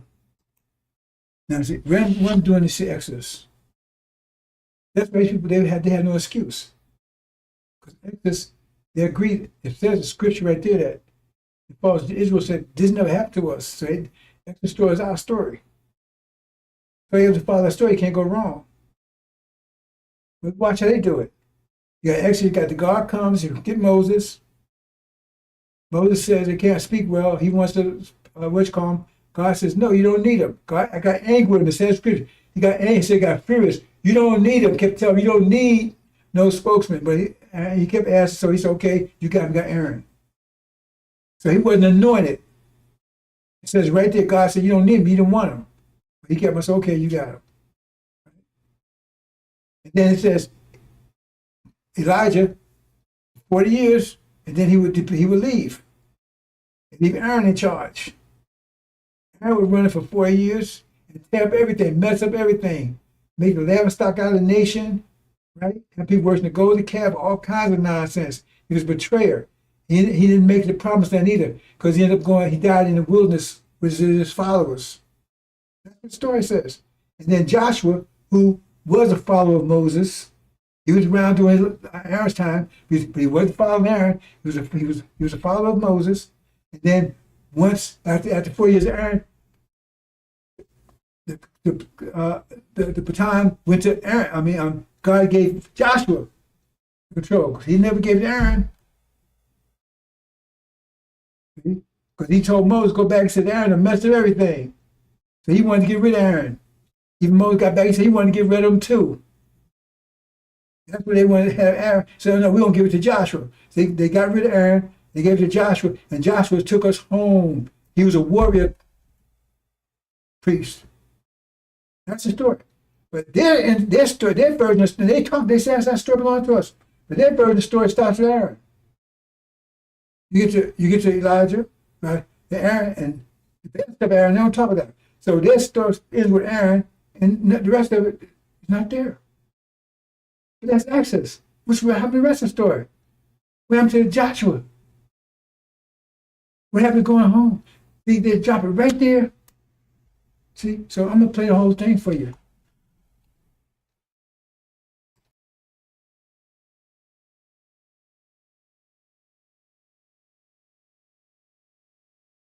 One. Now when the people saw that Moses delayed coming down from the mountain, the people gathered together to Aaron, and said to him, Come, make us gods that shall go before us, for as for this Moses, the man who brought us up out of the land of Egypt, we do not know what has become of him. 2 And Aaron said to them, Break off the golden earrings which are in the ears of your wives, your sons, and your daughters, and bring them to me. 3 So all the people broke off the golden earrings which were in their ears, and brought them to Aaron. 4 And he received the gold from their hand, and he fashioned it with an engraving tool, and made a molded calf. Then they said, This is your God, O Israel, that brought you out of the land of Egypt. 5 So when Aaron saw it, he built an altar before it. And Aaron made a proclamation and said, Tomorrow is a feast to the Lord. 6 Then they rose early on the next day, offered burnt offerings, and brought peace offerings, and the people sat down to eat and drink, and rose up to play.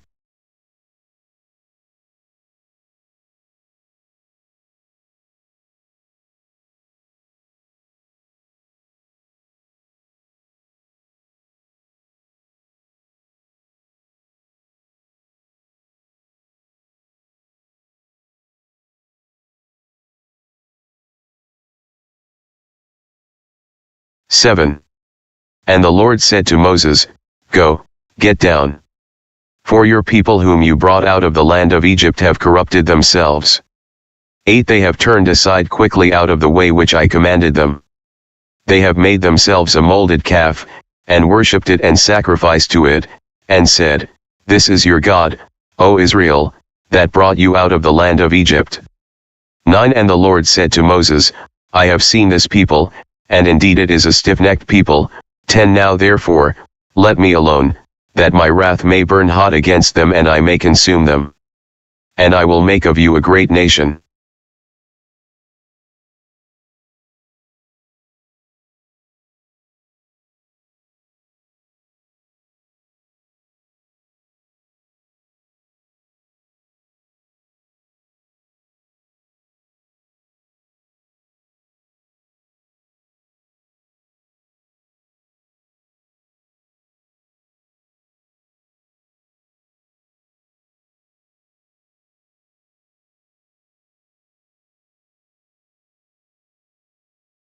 (11) Then Moses pleaded with the Lord his God, and said, Lord, why does your wrath burn hot against your people whom you have brought out of the land of Egypt with great power and with a mighty hand? 12 Why should the Egyptians speak, and say, He brought them out to harm them, to kill them in the mountains, and to consume them from the face of the earth? Turn from your fierce wrath, and relent from this harm to your people.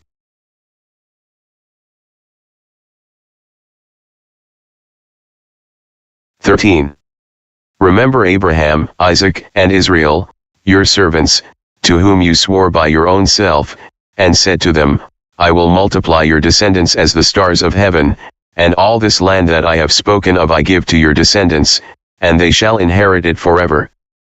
14 So the Lord relented from the harm which he said he would do to his people.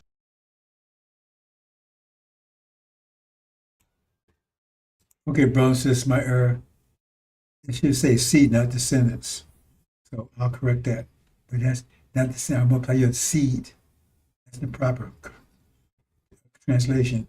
Seed, not descendants.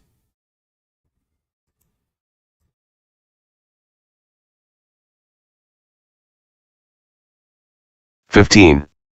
And Moses turned and went down from the mountain, and the 2 tablets of the testimony were in his hand. The tablets were written on both sides, on the one side and on the other they were written. 16 Now the tablets were the work of God, and the writing was the writing of God engraved on the tablets.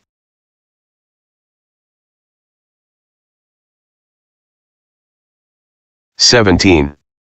And when Joshua heard the noise of the people as they shouted, he said to Moses, There is a noise of war in the camp.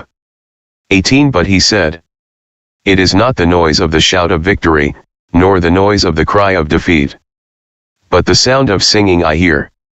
19 So it was, as soon as he came near the camp, that he saw the calf and the dancing. So Moses' anger became hot, and he cast the tablets out of his hands and broke them at the foot of the mountain. 20 Then he took the calf which they had made, burned it in the fire, and ground it to powder, and he scattered it on the water and made the children of Israel drink it. 21 And Moses said to Aaron, What did this people do to you that you have brought so great a sin upon them? 22 So Aaron said, Do not let the anger of my Lord become hot. You know the people, that they are set on evil. 23 For they said to me, Make us gods that shall go before us. As for this Moses, the man who brought us out of the land of Egypt, we do not know what has become of him.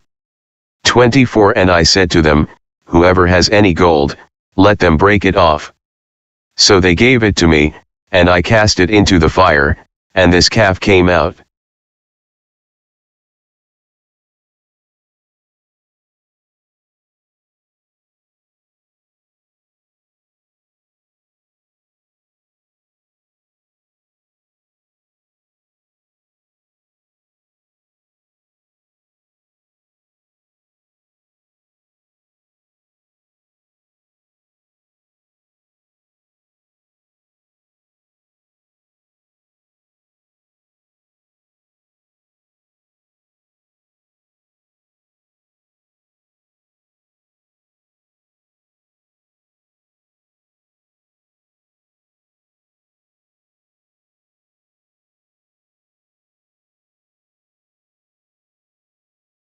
"25.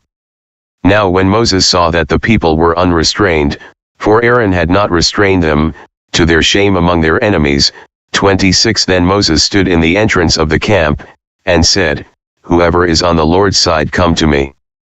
And all the sons of Levi gathered themselves together to him.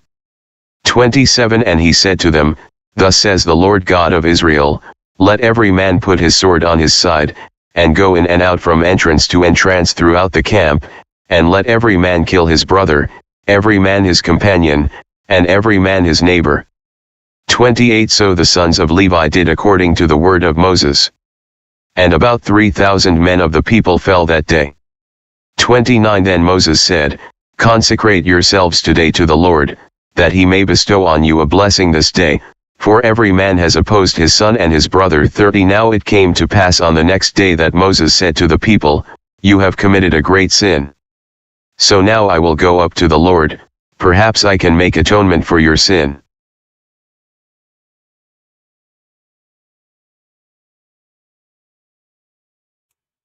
Now, in this one, brothers and sisters, right? On this one here, he makes separation. Moses comes to Elijah, says, Those with the Lord. And he said, Those with me. The Lord, who's the Lord? The messenger of the covenant. He separates them from Aaron and his people. And he went to Aaron's camp. And the previous one talks about, it says, there was a sound of music, a sound of war, but it wasn't a sound of victory or defeat. That means it's during the war is going on. That's this war right now. This happening, this could be happening when this war resumes. That's why it says that. I can show it if you didn't see it.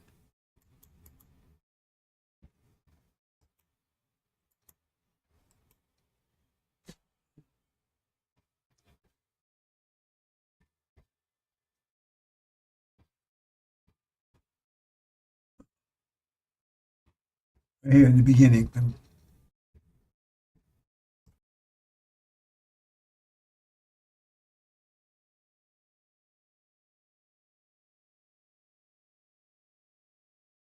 17.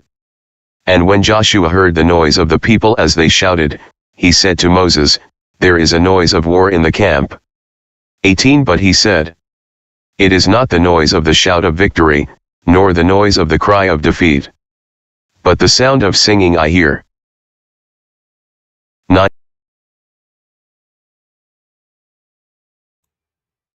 So that's what's telling you. There's a lot of wars going on. That's talking about, right? That's if it's separation. Going to take those sons of Levi, all of them. I mean, who's left? Aaron's left. You know, those not Levites. They're demons. They're like Farrakhan. They're not the seed. They see the devils. He separated chaff from the wheat. They're with the Lord, right? So, and they wouldn't kill. So it was other ones left, right? But they was in Aaron's camp, right? So if they was with the Lord, that means they stayed with Aaron. They wouldn't kill all of the people that were with Aaron and Aaron. Got no translation there, no interpretation of that. He went in Aaron's camp. So with the Lord, not with him. People know, oh, we Elijah. No, he didn't say those with me. Those was the Lord. It was the Lord messed the covenant. They came with him, and they had them go back and wipe out the other ones. The other ones just went to stay with Aaron. That's why I don't talk about it, do they? Move on, brothers and sisters.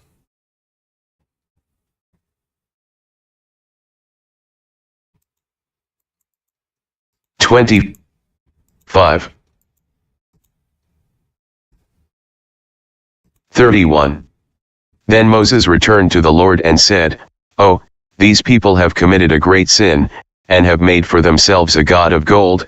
32. Yet now, if you will forgive their sin, but if not, I pray, blot me out of your book which you have written. 33. And the Lord said to Moses, whoever has sinned against me, I will blot him out of my book. 34. Now therefore, go, lead the people to the place of which I have spoken to you. Behold, my angel shall go before you. Nevertheless, in the day when I visit for punishment, I will visit punishment upon them for their sin. 35. So the Lord plagued the people because of what they did with the calf which Aaron made. Also notice that when Aaron got busted, the coward, he blamed on the people. He's supposed to be the leader. Oh, it's their fault. They're wicked. See? See how wicked they are? Their fault. He was supposed to be the leader. Show you who he is. If he's a man, he would have stood up and said, well, I messed up. I messed him up. No. He blamed them. He knew it was his fault.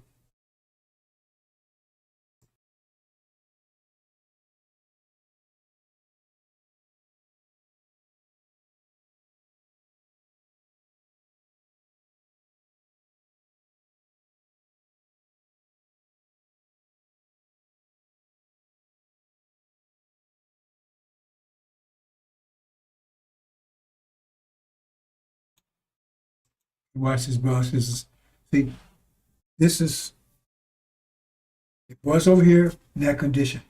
The point I'm trying to make here, trying to get you to make here, see, you have to understand the wisdom of how this thing works. That's what they eye for an eye, tooth for a tooth. See, because in other words, if somebody, that's justice. So they took us, they brought us up here, and they transformed us. It took force to take clay, the mold, it takes force to do that. Right? But against its nature, then it's going to be resistant to it because it wants to be one thing, but you force it to be something else. Like you train a lion, it wants to be wild, but you forcing it to be other than that. But if you leave it alone, it's going to return back to being wild because that's its nature. So they force against our nature and force against our nature something else because we came over like that, basically, right? So it took a force to do it. So it took a force to do that, and it has to take a force to hold you in that condition. Like you put a balloon under water, take force to push that balloon under water, right? But also you have to maintain a force to keep it underwater. Because if you just put it underwater, it's going to come back up. But if you take force to put it underwater, it takes force to maintain underwater. You understand? So the way that balloon come back out, it's got to defeat the forces holding it in there. That means it's got to be an opposite force to neutralize the forces holding it down. It's keep it underwater. Then it's got to neutralize the force that will push him under the water. Double. It's a force that push him underwater. It's a force that hold him underwater. It's two forces, ain't it? Force that push him underwater and force that hold him underwater. So it's got to neutralize both those forces in order to come back to where it was before. Because it's got to come up out of water, and then it's got to return to its natural form. Understand? Okay, this was shown here. This was whole the show. But now they put the force. Now they put the force on us to start transforming us. And when you hate something, you transform it. The more you hate, the more you transform it. You don't transform things that you love. The more you hate, the more you transform it. The more you change it. You don't change things that you love. They change 100%. It means hate us 100%. You hate things, you change things that you hate. You change it or you get rid of it, which is another alternative which they plan to do. Now they try to change us because they hate us. They change 100%. Criminals, because we be a criminal in their reality. Because if we act out of nature, we're a criminal. We have to act according to their laws. If you put a cat in a dog land, and the cat like cat, he's going to be a criminal because he's not acting like the dogs. The dog's laws are for dogs. So he's going to be a criminal. He's not going to be happy. See, so look, that changed us. 100%, because it is 100%. So how do we get out of that situation? Right? We got to take and use the force. We got to amass the force that put us, right? That put us, right? That changed our nature and put us under the cross. They ain't changed our nature, they suppressed our nature. They ain't changed, they suppressed it.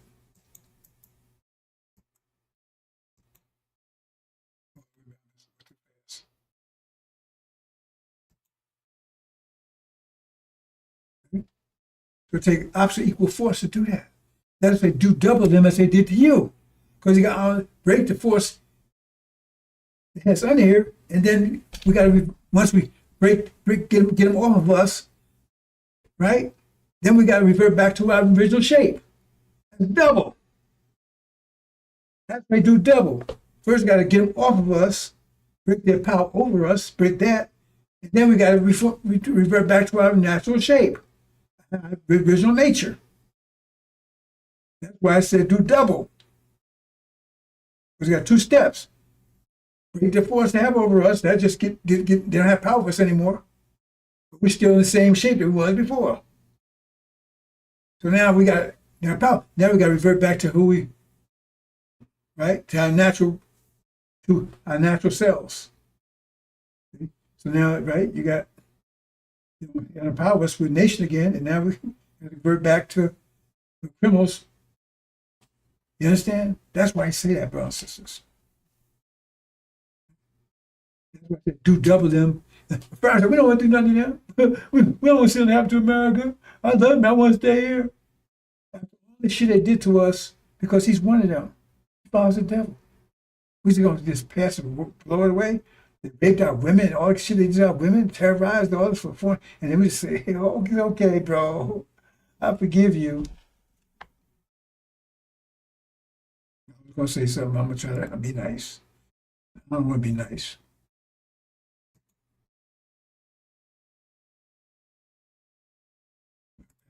Previous. Okay, let's look at this. See this? Now I talked about, I said, you think you enter paradise, the garden, without, right?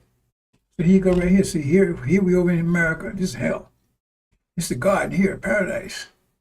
Here's the devil standing in the way, prevent us. And some of us, we stay here. Afraid of those devils. He says, that's what you're going. They're going to come at you with violence, stress. They're going to attack you, and stop you from leaving here and getting into the paradise, a promised land. So they're going to attack us, right? Some of us, we stay here just staring. We start going, right? Because the more you go, the more they attack you, the closer you get to paradise. The more they attack you, the closer you get to paradise. But you got to keep moving. But some of us, we stand just staring because they're afraid. They don't want to put the energy it takes to get here, because it takes energy to get here. If you don't devote 100% energy, you don't get here. If you don't devote 50%, then maybe by half of you get here. I keep telling people, some people don't get there with scars. They don't get there for 100% because they wouldn't give 100%. Yeah, I keep telling you, they don't listen. They'll find the hard way. The experience is the best teacher, but experience leaves scars. Just keep on going. Yeah, but see, they devils got a hold of you. But they just keep on going. Just keep going. Every day, the more they come at you, the closer you get to paradise. As soon as you get in paradise, they can't come. You lead them on. Maybe I should even show that. Hold on.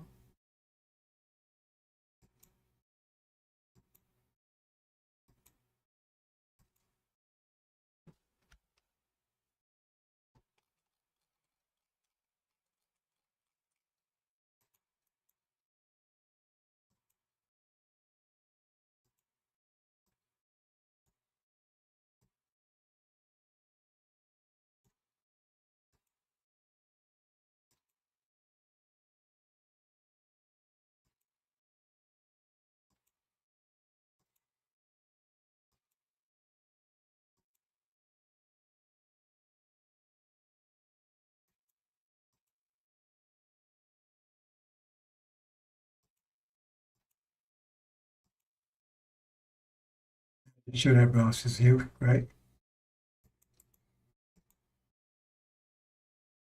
Now you leave all that crap behind.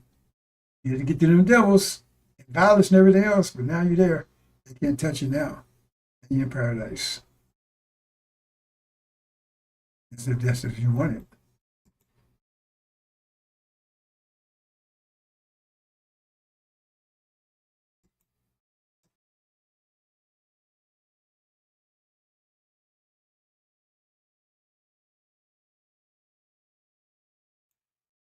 It is. Angel. That's the mental war. Destroying their minds. That's your new mind. They're going to destroy their minds. Is that marvelous technical? Destroy all that military and all the stuff they got. Said no weapon they perform will prosper against you. Deal with it's devastating, destroy everything. Not all their weapons. Destroy them all, everything.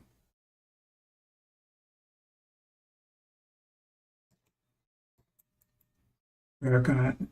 He's true. Look at you, well, what's going on? What's going on? You going on?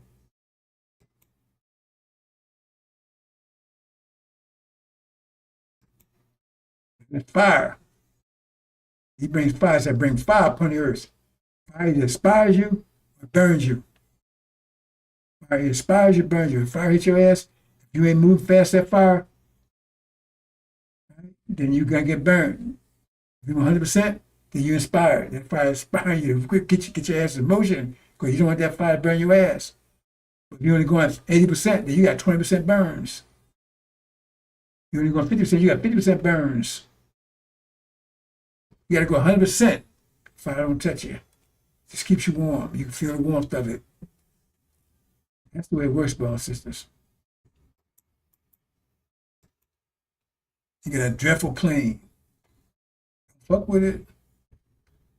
I'm going to show you something in a minute.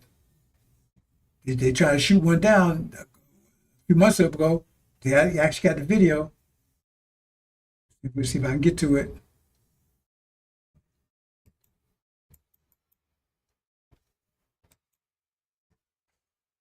Here you go.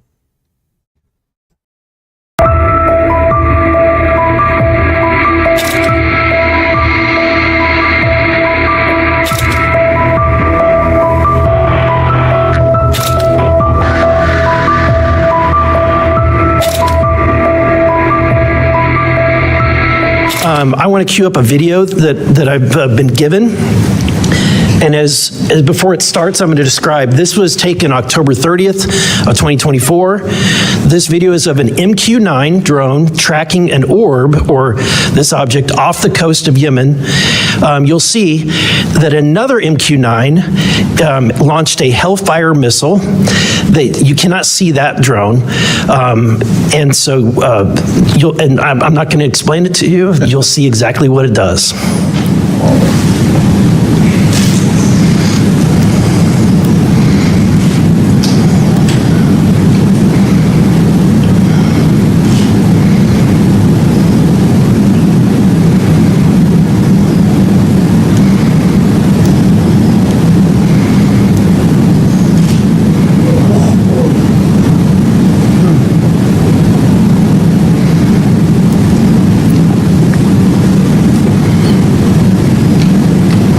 This is when it zoomed out, so you can still see it traveling.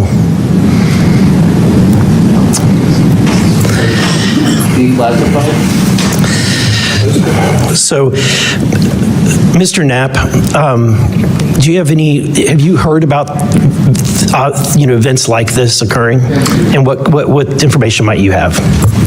I have heard about events like this. I have heard about this event. Jeremy Corbell and I talked about it in one of our episodes a while back. We did not have the video, though.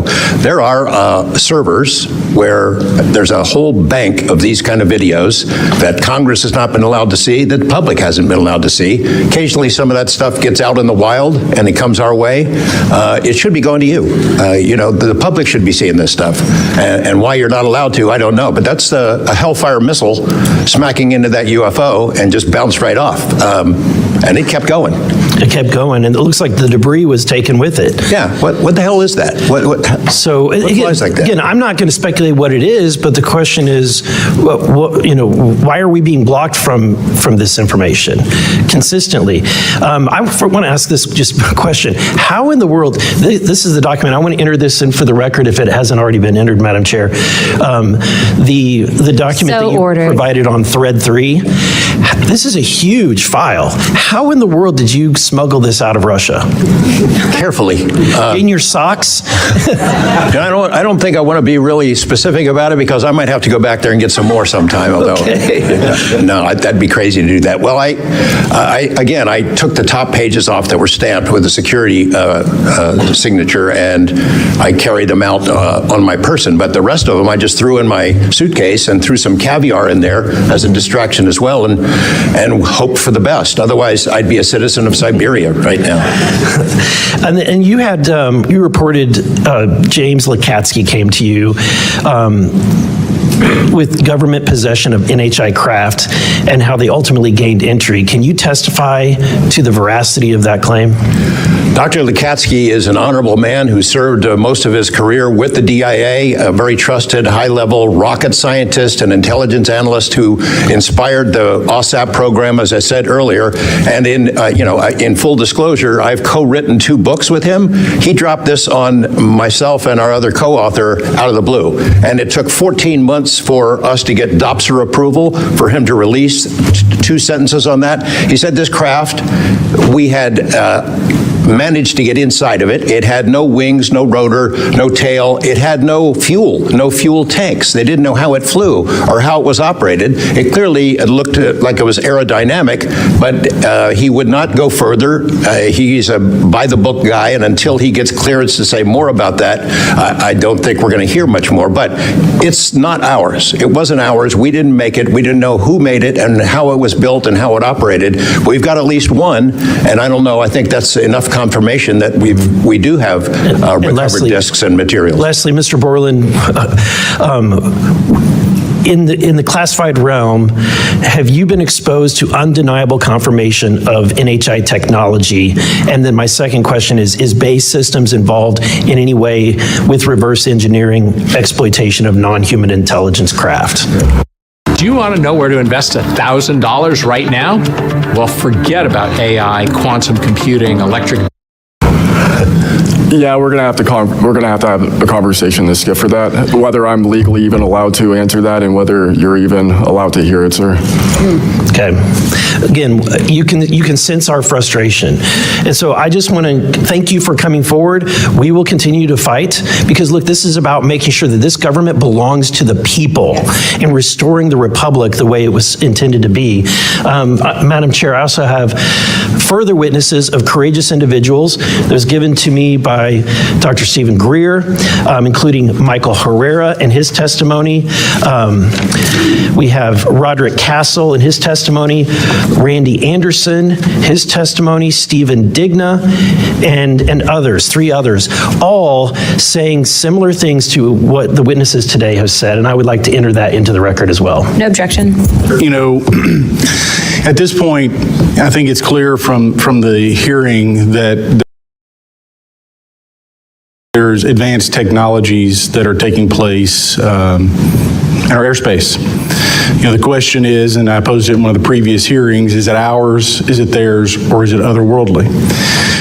There may not be a silver bullet at the moment, but when you look back through the hearing and the evidence that's been presented, if you're going to point the American people to one piece of evidence to start their journey on this topic, what would you suggest, sir? One piece of evidence, I would start with this hearing, in the first hearing. There is no evidence. But is there a specific, exactly, but is there a specific evidence or footage or document that you think lends extreme credibility to what we're discussing today? I would say this new video we're seeing today is exceptional evidence that we're dealing with something. With the kinetic? Yes. Mr. Wiggins? Sir, I'd have to say that if just the average person here in America looked at absolutely everything that has come across television, the internet, etc., you can't tell yourself that 100% of what's being recorded is fake or false. You have to, at some point, understand that there's something else out there. Well, I mean, and you bring an interesting point. You know, in the law enforcement community, anytime you're conducting an investigation, you're always looking at the totality of the circumstances. You're looking at all of the evidence and how they piece together.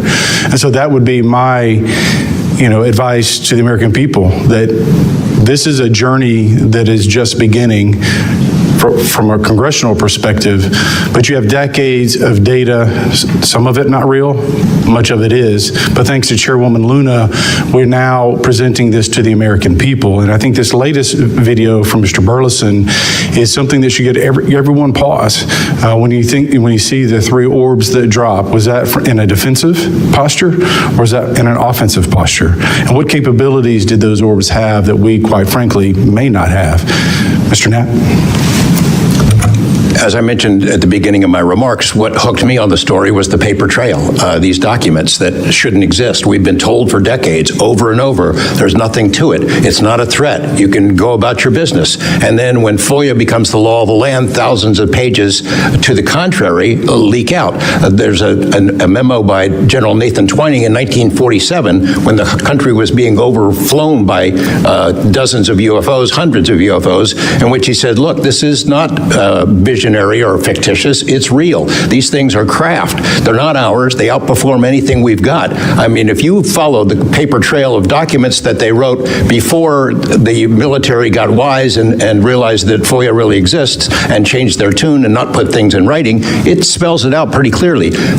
I'll go refer back to Russia. One incident I did not mention to Representative Burleson is Colonel Sokolov in that Ministry of Defense program said there were 40 incidents where Russian warplanes were sent to intercept UFOs, and they were ordered to fire on them. And for the most part, the UFOs would zip away. 3 of the pilots, though, did fire at these things. Those 3 planes stalled out, crashed.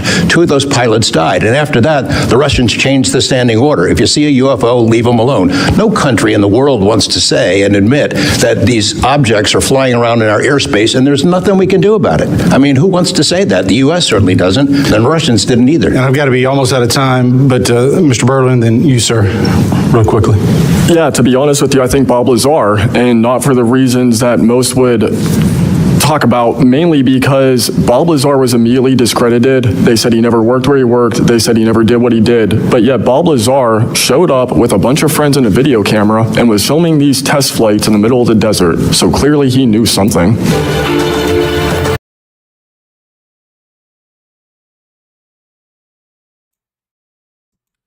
Again, brothers and sisters, you can make which will of this.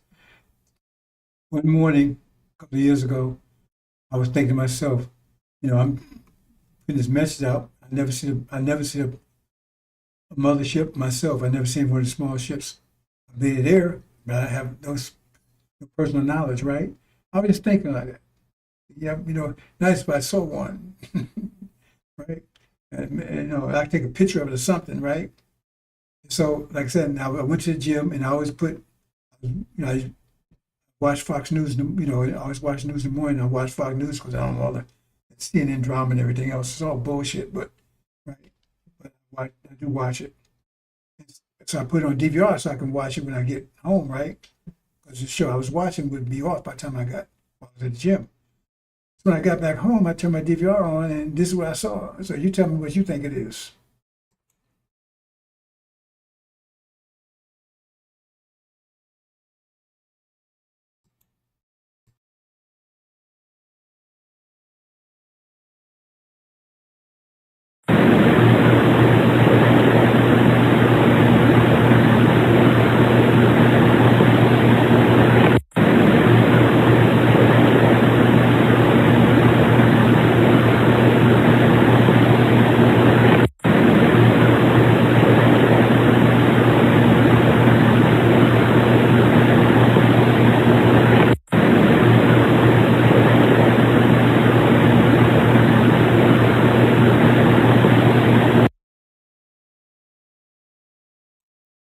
Probably find the exact date if you Google that headline there, 4 killed in Acapulco or whatever.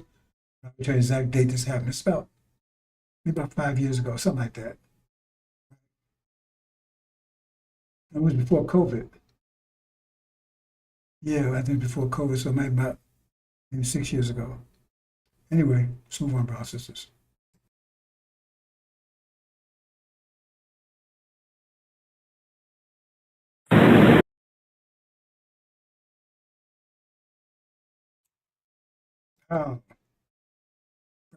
Down for the count. He's out.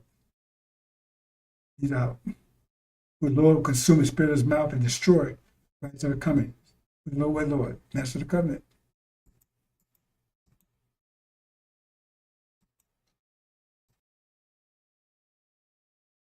One. Now after the death of Moses the servant of the Lord it came to pass, that the Lord spake unto Joshua the son of Nun, Moses' minister, saying, To Moses my servant is dead, now therefore arise, go over this Jordan, thou, and all this people, unto the land which I do give to them, even to the children of Israel. 3. Every place that the sole of your foot shall tread upon, that have I given unto you, as I said unto Moses. 4. From the wilderness and this Lebanon even unto the great river, the river Euphrates, all the land of the Hittites, and unto the great sea toward the going down of the sun, shall be your coast.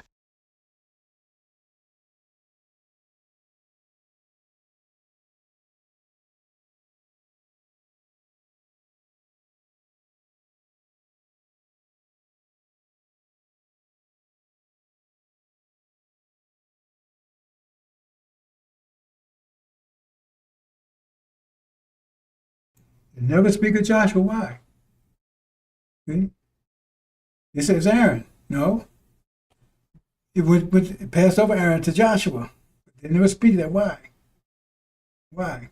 Who is Joshua? I got a presentation. Well, I'm not, well, we'll get to that.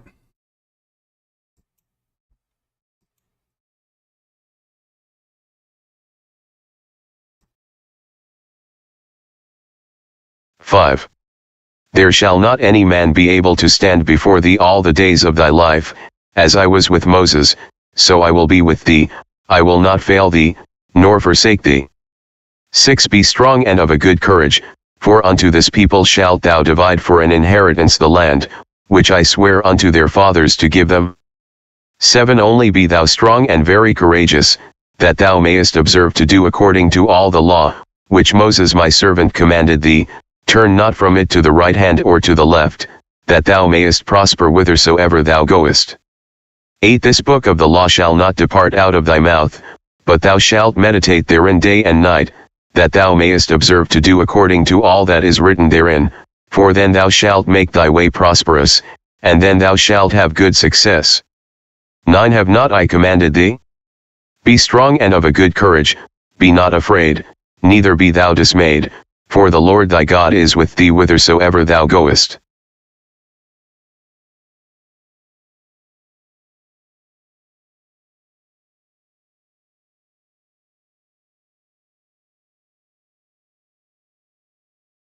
"16. And they answered Joshua, saying, All that thou commandest us we will do, and whithersoever thou sendest us, we will go. 17 According as we hearkened unto Moses in all things, so will we hearken unto thee, only the Lord thy God be with thee, as he was with Moses. 18 Whosoever he be that doth rebel against thy commandment, and will not hearken unto thy words in all that thou commandest him, he shall be put to death, only be strong and of a good courage.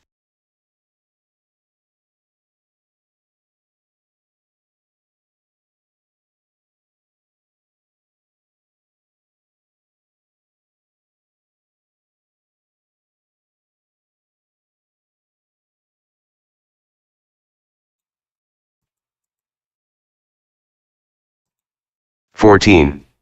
Happy the washing the robes of them, in order that will be the authority of them upon the wood of the life, and to the gates they might enter into the city. 15 Outside the dogs and the druggers and the fornicators and the murderers and the idolaters and everyone liking and doing lie. 17 And the Spirit and the bride are saying, Be you coming, and the hearing let him say, Be you coming, and the thirsting let him be coming, the willing let him take water of life free gift. 18 I am bearing witness to everyone that hearing the words of the prophecy of the little book this, if ever anyone should impose upon them, will impose the God upon him the plagues that having been written in the little book this. 19 And if ever anyone should take off from the words of the little book of the prophecy this, will take off the God the part of him from the wood of the life and out of the city the holy, of the having been written in the little book this.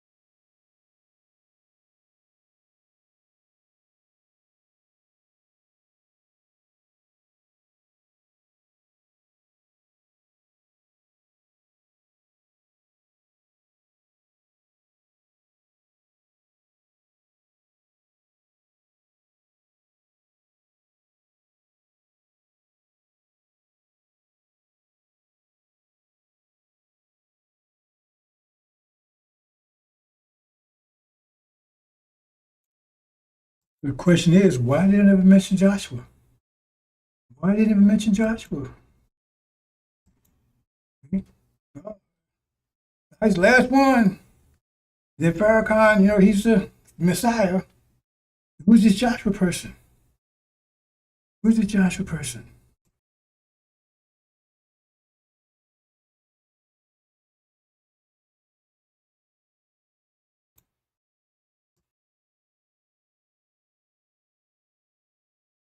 Come on, let us deal wisely with them, lest they multiply, and it come to pass, that, when there falleth out any war, they join also unto our enemies, and fight against us, and so get them up out of the land.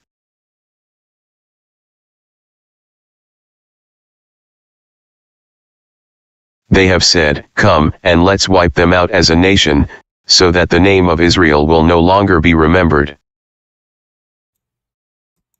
That's the other trick. Now, they don't want you to know who Joshua is. They don't want you to know who God and MAGOG is. They hide chapter 20, deception. They don't want you to talk about the Joshua. Remember, Farrakhan's on board with all this. Here, they don't want you to know who Israel is, because they set a false Israel up there, so you don't realize they're talking about you here. They're talking about you. That means that you wouldn't be aware that they're planning to wipe you out. They're talking about you.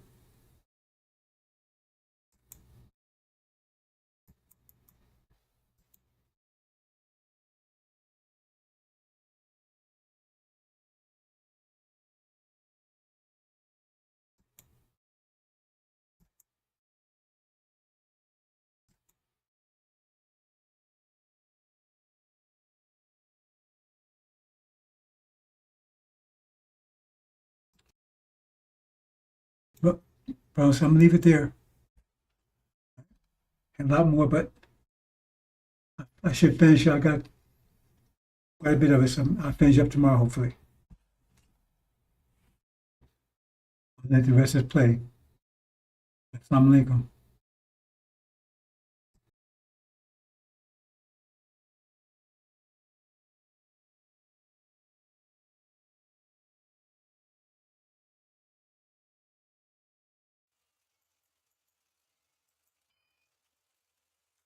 History of the cross, known by their works.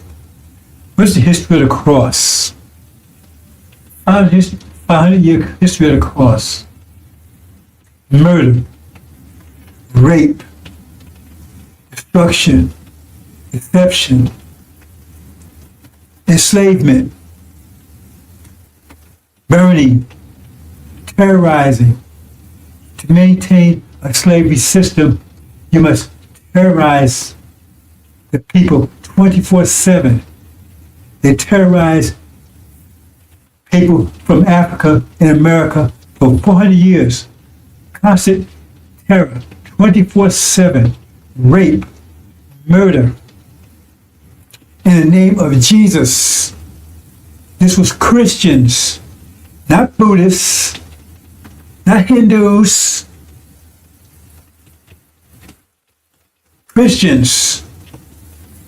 Christians, in the name of Jesus, who they said Jesus cursed black people, they call them Ham, cursed them to be slaves and persecuted forever. In the name of Jesus, raped our women incessantly, pissed in our mouths, made us eat shit. And they took and tried to clean up, not clean it up, but make it look more fashionable, I guess, by calling it chitlins. That's after slavery, of course, after so-called slavery. Because what was endured was not slavery. Look up slavery. Look up slavery. It does include murder, rape, terror.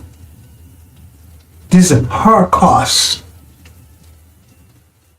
And then now they try to downplay it. Oh, that was 40 years ago. No, it wasn't 40 years ago. I don't care if it was a million years ago. It was 40 years ago. It lasts for 400 years. And it's enduring today. They took everything away from the slaves, everything. Their name, their culture, their families, their religion, their minds, everything. Fed their children to alligators as alligator bait.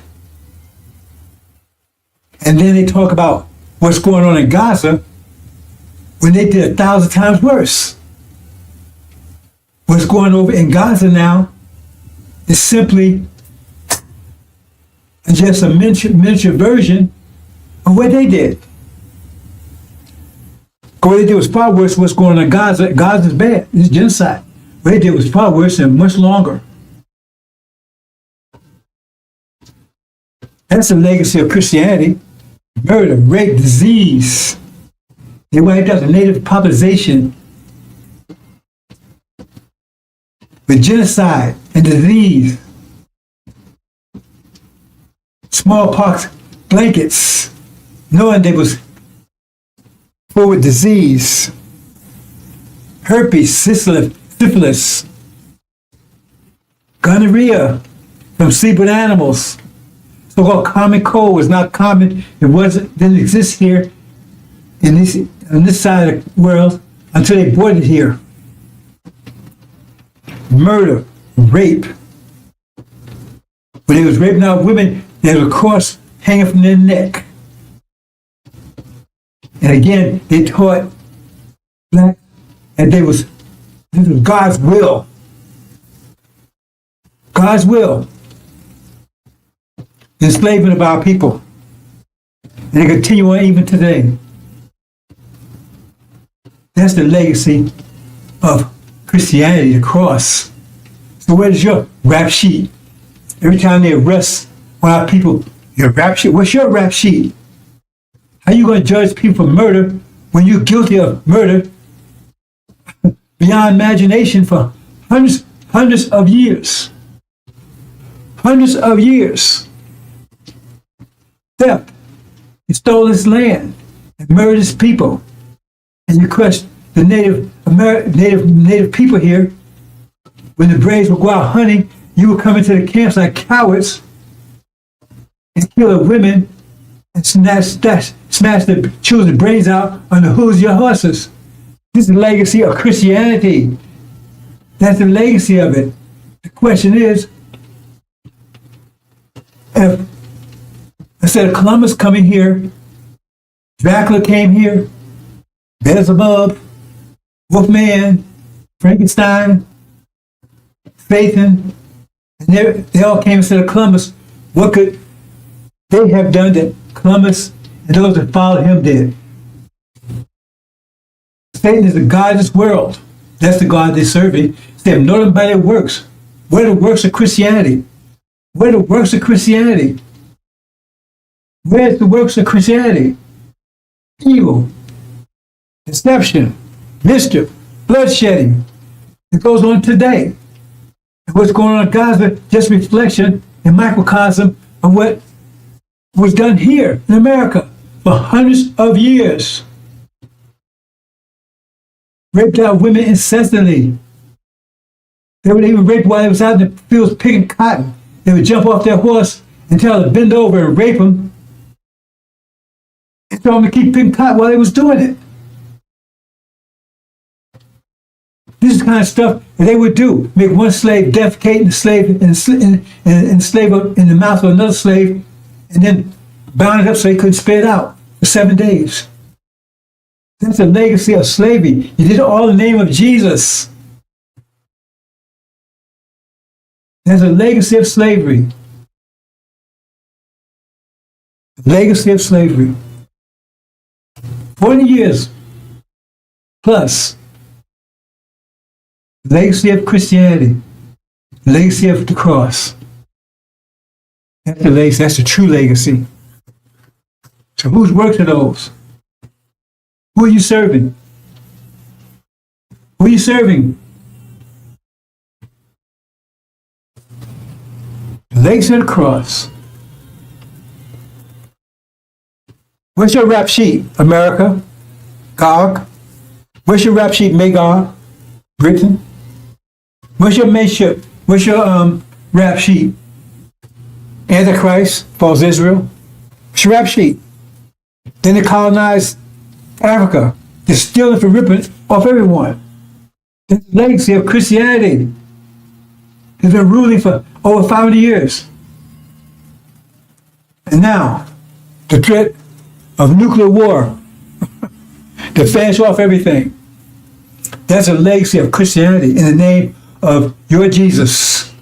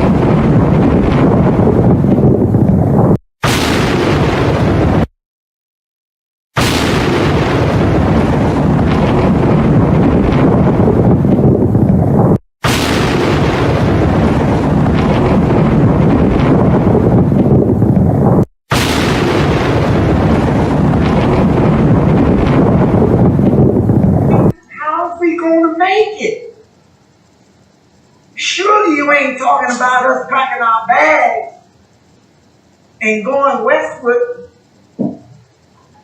or going out there in the land. Ain't no cities, no towns, no infrastructure out there. Surely you ain't talking about that, are you? No. We ain't going back to Africa. No. This is your land.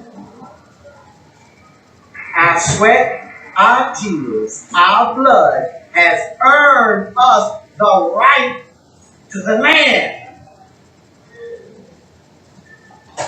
What God wants you to do is come out of their ways. Come out of their pagan holidays where you should be honoring Jesus. You are out here buying bunny rabbits and inviting your children to paint eggs for some Easter hunt. Come out of her. Get the Santa Claus out of your house and a tree that is the way of the pagans. Come out of her. St. Valentine's Day. The heck is that? Excuse me. Come out of her name. Come out of her religion. Come out of her culture. Come out of her way of life. Come out of her educational system. That do it back to their people. When they was put off on the shores of North America. And this ship, Jesus, that John Hawkins brought our best hero. They stood and stared at it disappearing in the horizon, crying, watching to return.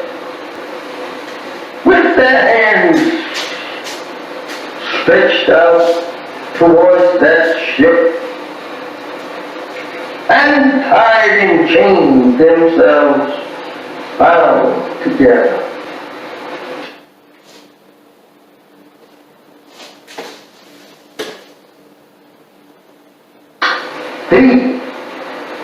And when they was put off on this memorable shows, they stood there staring at that ship that brought them to a strange land and a strange people who could not speak either one's language. Now they have to live in a strange country and a strange people who had proven to them every mile from their native land that they were going to be the worst enemies that they ever lived with. They were going to be the people that would destroy them. They soon discovered that on this ship that they were being brought here on. I don't know how we should say anything in the name of Jesus of good for us when this ship was named Jesus. This is how that we have always been deceived by the white man, trying to use Jesus, the name Jesus, to lull us off in a mental sleep, thinking that we are on our way to heaven. This is terrible. My beloved brothers and sisters, this is very hard for us to even to accept today.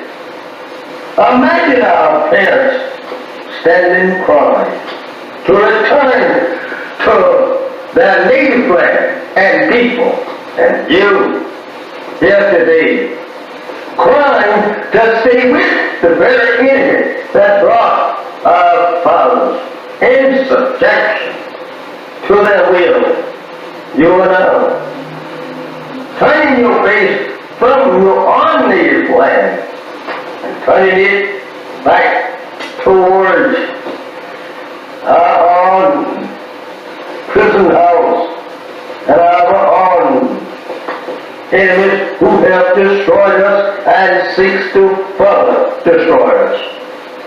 How do you feel? How do you feel? Not wanting to return to your people. They are trying to make love with the very people that destroyed you and your parents. How do you feel acting such? And even today, they are beating and shooting you down throughout the country. There is no justice here for you and me. Why should not you want to be separated and be returned to your own? I ask you that question.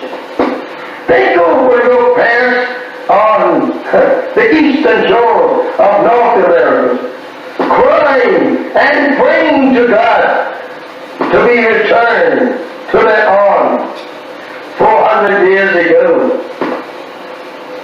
How would they like, or you like to see them rise up in the judgment condemning you for being such fools as now want to live in the land that absolutely enslaved them and killed them and beat them for 300 long years here.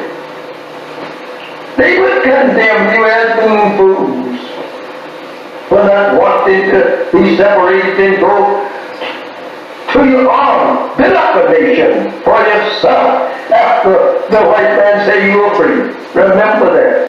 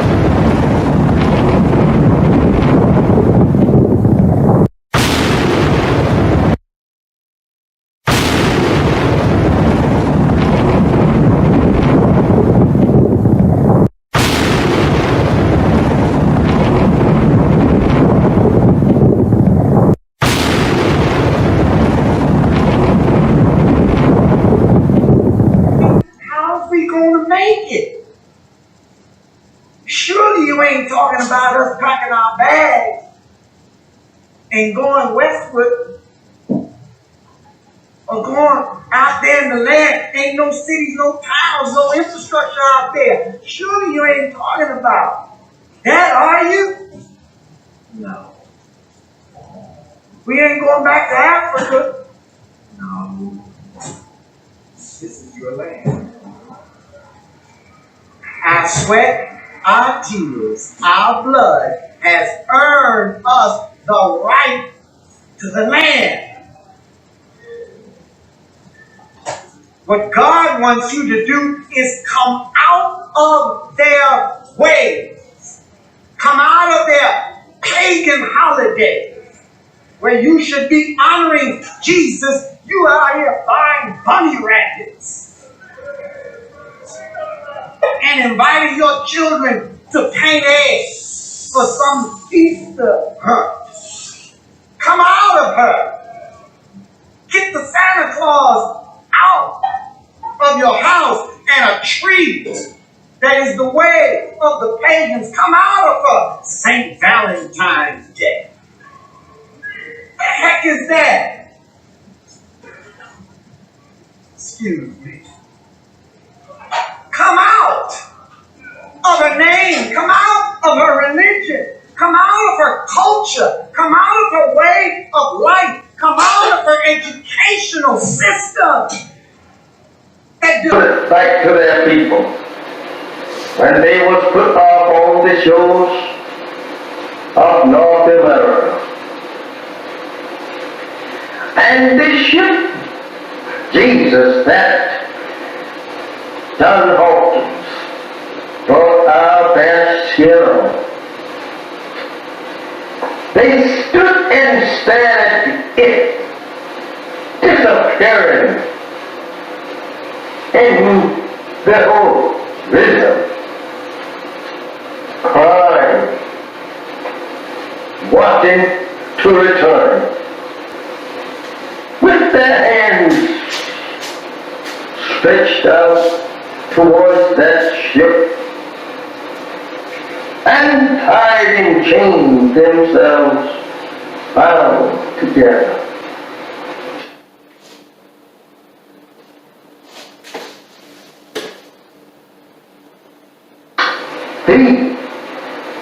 And when they was put off on this memorable shows, they stood there staring at that ship that brought them to a strange land and a strange people who could not speak either one's language.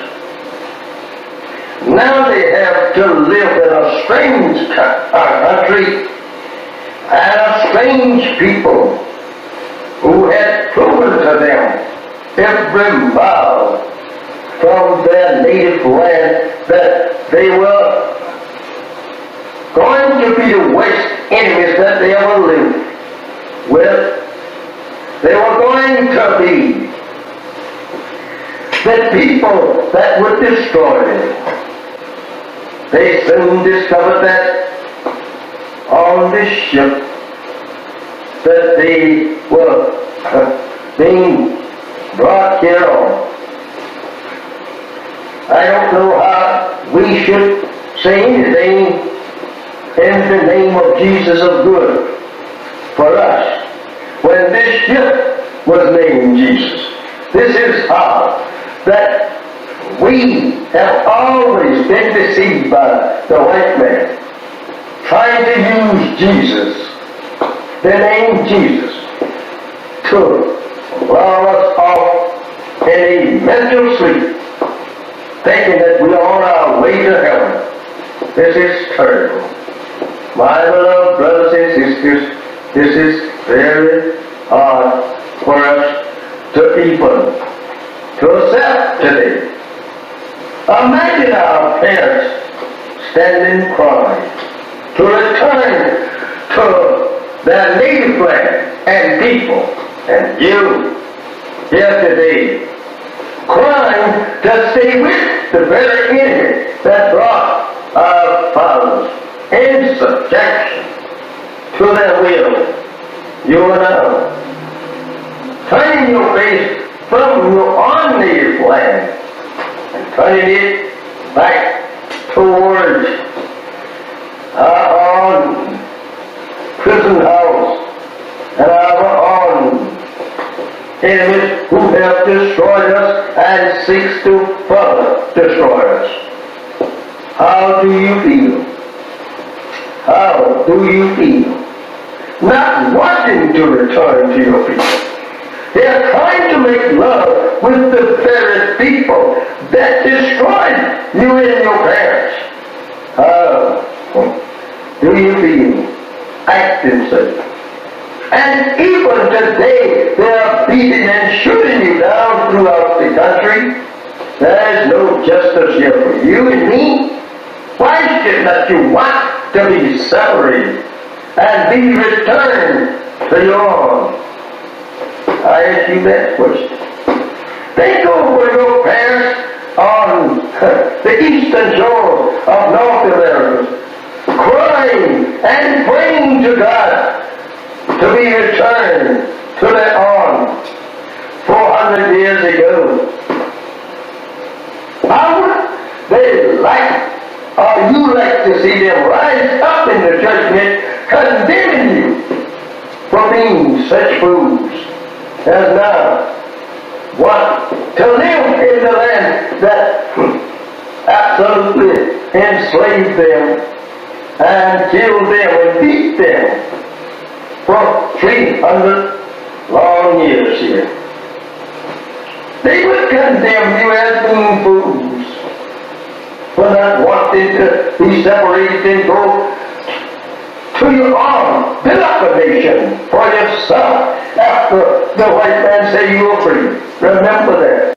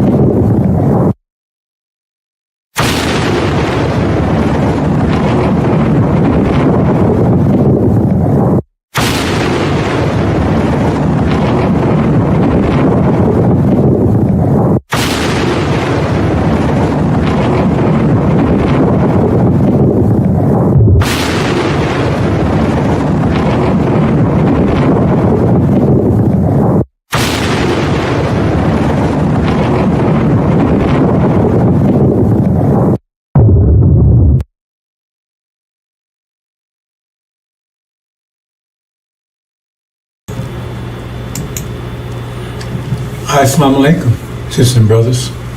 Sulman Rahim here, Veteran of Covenant.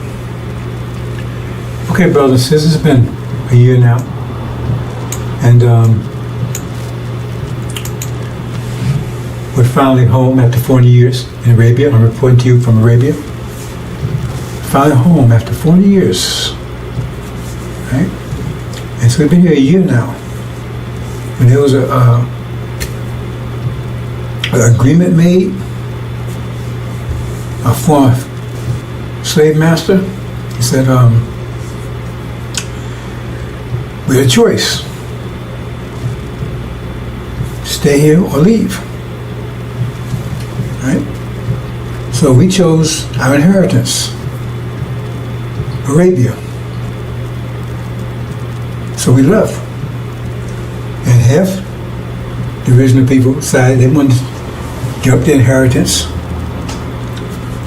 and traded for a place in America in reconciliation with their former slave master.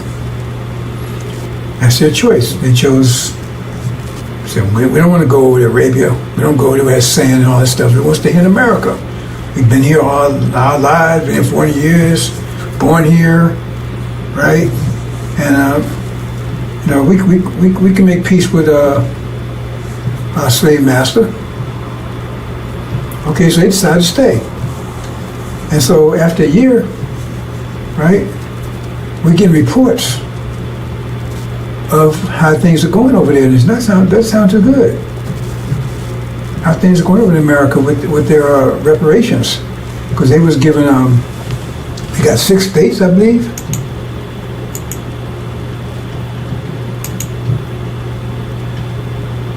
Yeah, see? Yeah. Yeah, they got those 6 states right there.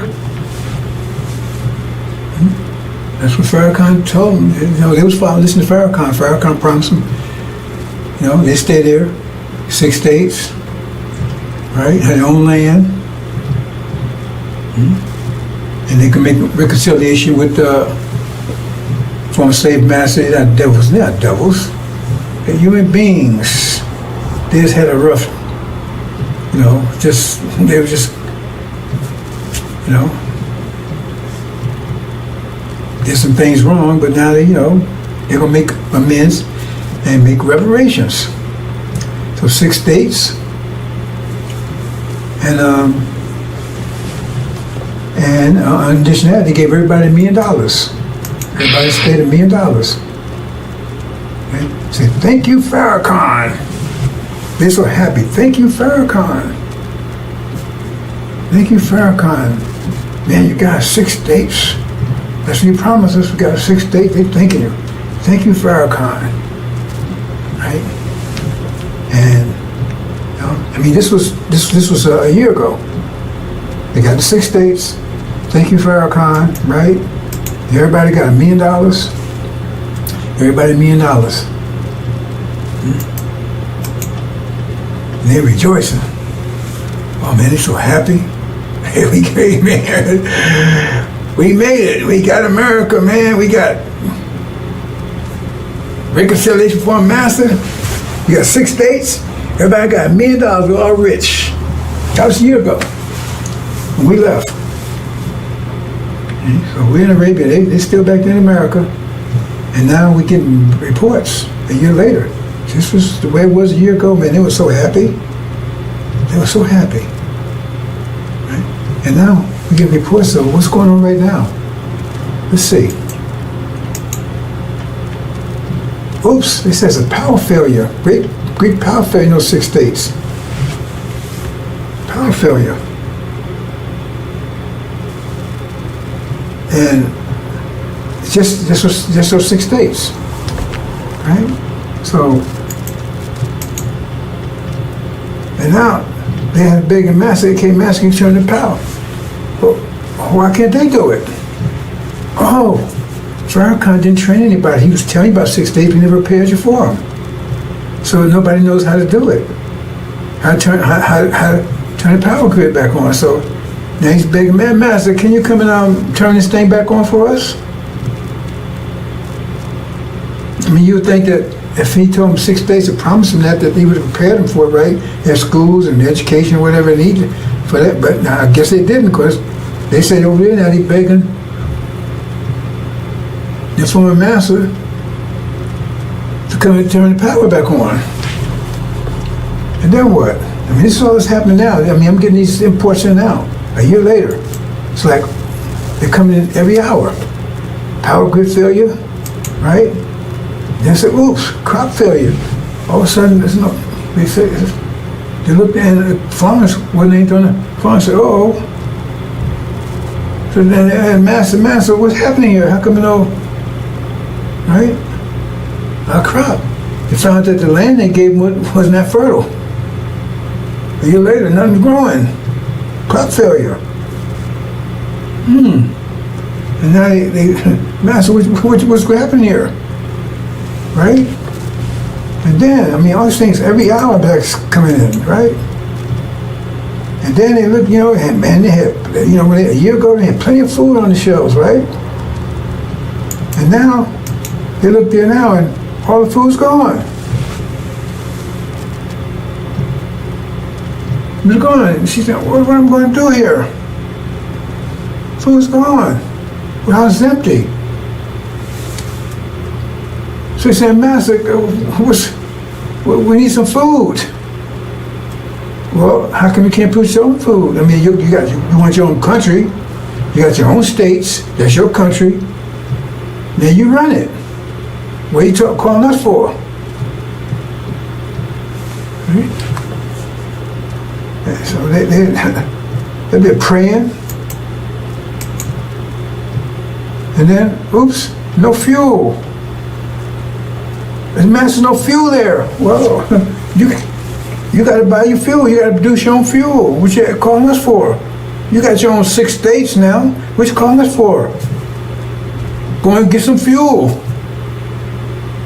You got money, right? You got your own states. So you got to get your own. What you calling us for? You said you wanted your own, so now you got it. And you got your reparation, so we don't owe you anything anymore. We don't owe you anything anymore, so what you calling us for? We don't owe you anything. You said you agreed to 6 states and $1 million per person. You took that instead of your inheritance, what you call the Abrahamic covenant, Arabia. You know, your brothers and sisters, they left, they took, that was offered to them, they took it.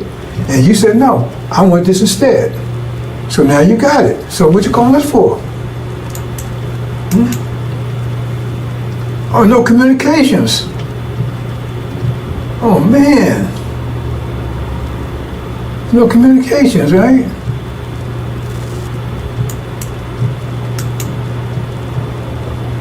No medical facilities. So what's going on, Master? Wait a minute, hold on. That's you. What you calling us for? That's yours. You got to handle that stuff. You want us to handle it for you? You want independence, now you have it. I mean, wow, this stuff was coming every hour, man. Instead of like a year, they was celebrating. And now they crying and begging the Master, hey, we got all these problems here. I said, wait a minute, that's yours. Where you comes about your problems? You have to work those out. Right? No transportation, I mean, no planes, no nowhere. We learned about fly the planes and to drive the trucks and the boats and stuff and to go and get this stuff. Well, what you done that for? You wanted this, you got it. So go ahead and get to train your own pilots, build your own planes, build your own boats and right?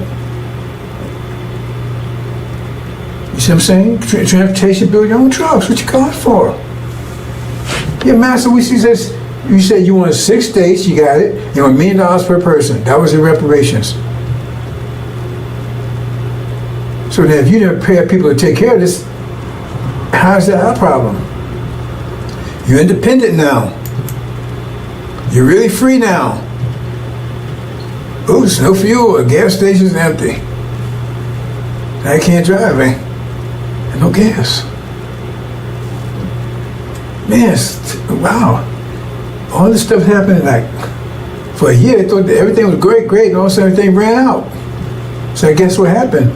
Everything was there when they got it, and then it ran out. They had to, some of them replace the fuel, to get the farms going. So they was left with that stuff. The factory was full. I mean, warehouses full. Then you had to keep they thought that was just going to, I guess they thought it was just going to be there, just by itself. They didn't prepare for it. See? And they ain't trained any engineers and scientists and architects and stuff. They you know, business, they didn't train anybody.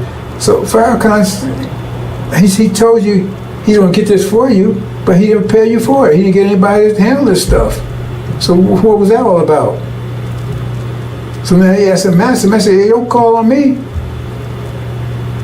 You was here, you had it when you was here with me. You said you want independence, you wanted reparations, so you gave it to you. Well, calling your brothers over there. They left, they handled their own business. You said you want to stay here. Right? See? You don't have any professionals or technicians, scientists, doctors, none of that. See? I mean, that's what, you know, because, I mean, if you're going to set reparation, you should be preparing for that, right? So if he was telling you about reparation, you should be preparing for it. If he said God said that's where he's going to get you, so if God told him he's going to get that for you, then he should, like when God told Noah there was a flood coming, to only build an ark, so he started building an ark. And so you should start preparing for the 6 states and the reparations, but apparently you didn't. And so now, it does say, look, hold it. We want total separation. I mean, look, we don't want you to call us no more. We don't want you to call us no more. Because you're wearing us. You want your own country. You got your own land. Right? You got money, $1 million, all this stuff, right? And so now we got to protect your money and everything too? No, you have to create your own money. You have to do all these things, your own wealth, not ours. Right? So we're going to cut you off from that too. It's all economics. So they go and tell it. They tell all the people and all the white folks, right? Because all the black folks, and all the black folks is either in Arabia or in those 6 states. That's the solution. You had to be one way or the other. There couldn't be no integration, that kind of stuff. That's the deal. You just said one or the other. So all the black folks are there, ain't no integration, that kind of stuff, right? Black folks are there, one or the other, so they're there. So they said, okay, right? So they just said, we're going to take our money because we don't know what y'all doing over there. You have your own money, you have to find your own wealth. So what they do is they tell all the white folks, say, protect your money, right? Transfer your money into gold. Just all your dollars into gold. Okay. Now remember, they gave everybody $1 million apiece. So everybody got $1 million apiece, right? And so they transfer it to gold. And then what happens is that what they do is they start just printing money. White folks just start printing money. You understand what that means? That's inflation. Right? Because if you got $1 million of gold, a million ounces of gold, say 1 million ounces of gold, understand this, and you got 1 million certificates, then you say each certificate is worth 1 ounce. If you got 1 million ounces, each certificate is worth 1 ounce. Understand that? If you got 1 million ounces of gold, and you got 1 million certificates, each one of those certificates is worth 1 million. You know, if you want to say trade with the certificates, each one of the certificates is worth 1 ounce of gold. Right? But if you take and print, you say you got 1 million ounces of gold, and you got 1 million certificates, each one. But say you print twice as many certificates, you got 2 million. Well, then each certificate is only worth 50 cents now, because you got to connect that to the gold. Well, you print 4 times, then each one's worth a quarter. So the more you print, the less they worth, because those certificates has to equal what the gold is. You understand? So the more you print money, the less, right? The less they're worth. So if you print twice as much money, right, there's less gold. You understand? So a dollar is worth an ounce of gold, which that's right. Then if you print double that amount of dollars, then each one's worth half an ounce. You understand? That's what printing money, without increasing their wealth does. That's inflation. So what happens is they keep printing. They get down to where $100 is worth a penny. But see, that doesn't affect their people. They try to protect their money because they transfer their money to gold. So gold still has its value. It's just the dollars don't. It still got the same amount of gold. But the dollars, they get down to a penny. So you can't buy it. You had $1 million, now your $1 million worth of $5. That's all it's worth. $1 million. Hardly worth anything. Hey, that's our money. You gotta have your own money, you control your own wealth. You can't keep coming at us what you're doing. And you think they wouldn't do that?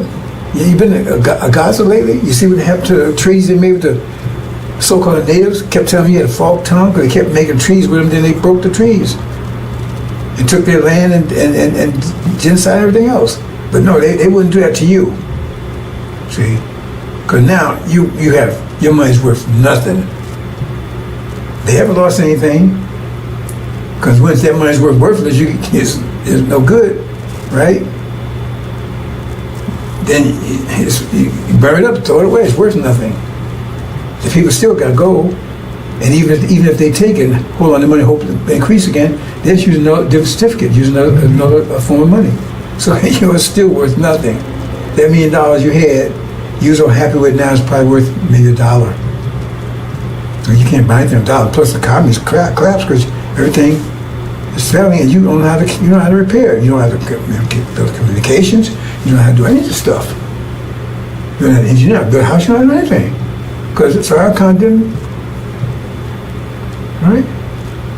He didn't prepare you. He told you he'll give you 6 days. He told you, listen to me, right? So now you're broke, and your economy is gone. You have no food, no electricity, no power, anything, right? It's not their fault. They gave you what you asked for. You saw out your inheritance for that. And then they closed the border. Because you're going to try to get back into America now. We want to come back in, Master. No, we don't want you back in here. We sorry, we want to come in. No. That's you chose. You stay there. They closed the border, so you can't get back in here. You can't get back in America, into what you can call your land now? Swaziland or something? Farrakhan. Maybe call it Traveland. Farrakhan. They met the Farrakhan, right? So they close the borders, you can't. Because now you're hungry and everything else, your money's worthless. Oh God, come back, Master, I'll come back work for you, I'll work for Popeyes, I'll do anything you want. No, remember, now blacks, either they over in Arabia or they in that land. There are no blacks in America, any places, just in that land that you 6 states. And now you're starving, you ain't got your money's worthless, nothing works, and they close the border. Right? And then you see Master, you on the phone, you talking to the guy that you kept treating, help you. Hey, we finally got rid of niggas. Finally got rid of them.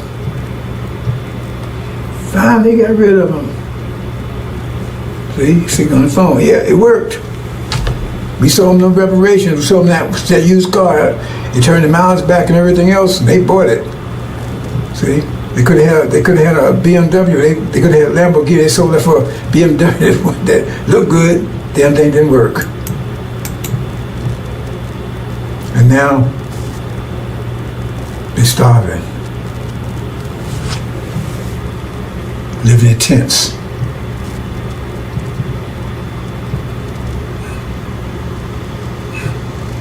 Praying.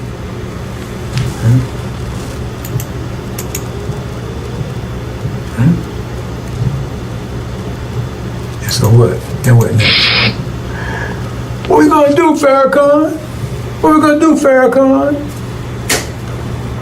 You told us to take reparations, so we did. But they gave us everything we asked for. What we gonna do, Farrakhan? What we gonna do? Pray.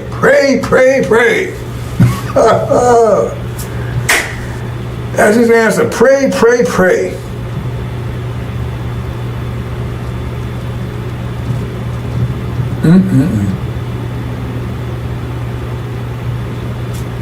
That's your reparations. Like Elijah Muhammad said, he had a big picture. We leaving, and blacks staying on the shore, the ones stay behind, and they was whooping their ass. Right? Because they thought you think they want to give you some land and take care of you? You think they want to do that? And go bankrupt, give everybody $1 million? How much that is? If it's 17 million, if it's 17 million times 17 million times a million is like $17 trillion, I think, something like that there. Then they're gonna do all that for you. They want to get rid of you. So now they have succeeded. Because they closed the border, and what you gonna do? You gonna fight to come out? They closed the border. They got the military around there. They finally got rid of you. No more black problem, no more Negro problem anymore. One group's out of here, another group that's here. They're gone, and our hands are clean. We gave them what they wanted. Well, anything. Okay. God honors contracts. Remember, he honored the contract with Jacob. Esau sold his birthright for a bowl of soup to Jacob, which was Esau's inheritance, and God honored it. Okay, Jacob, it's yours. You're the one. And that's the deal. Because he ain't your friend. Pharaoh ain't your friend. Pray, pray, pray. That's the answer. And this homeland you was promised, you rejected it. So now you got what you asked for. So if they gave you reparations today or tomorrow, how would that scenario not play out like that? Well, they say, okay, you got it. Tell me how the scenario wouldn't play out like that. And tell me why they wouldn't do it.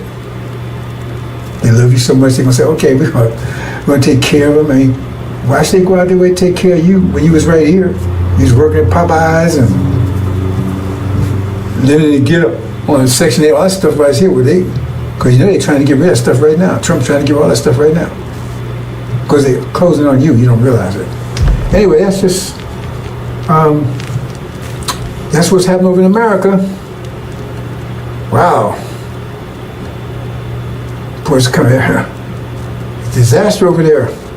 And, I just got a call. Oh, wait, hold it. Really? You serious? Our ambassador just got a call from I don't know what they call it Conland or something. I forgot what something they call it right there. That 6th day. They begged us to come and help. Can they come over here? Can we come and get them? Really? Can we come and get them and bring them? Oh, no. Now he went and asked,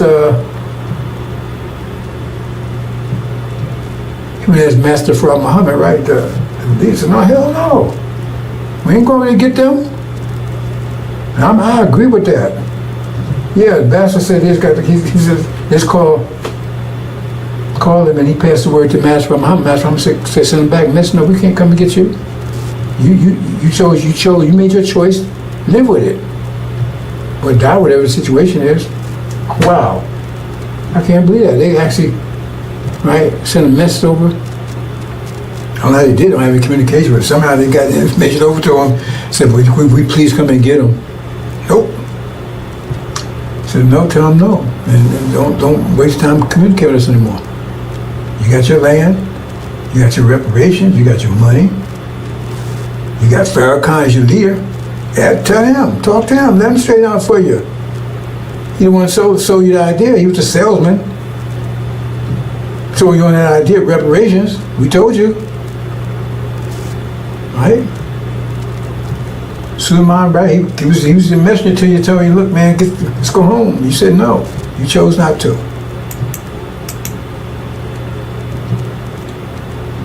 Okay, brothers and sisters, that's a sad story. But I guess that's it. Is that it? Oh, they're not getting more reports on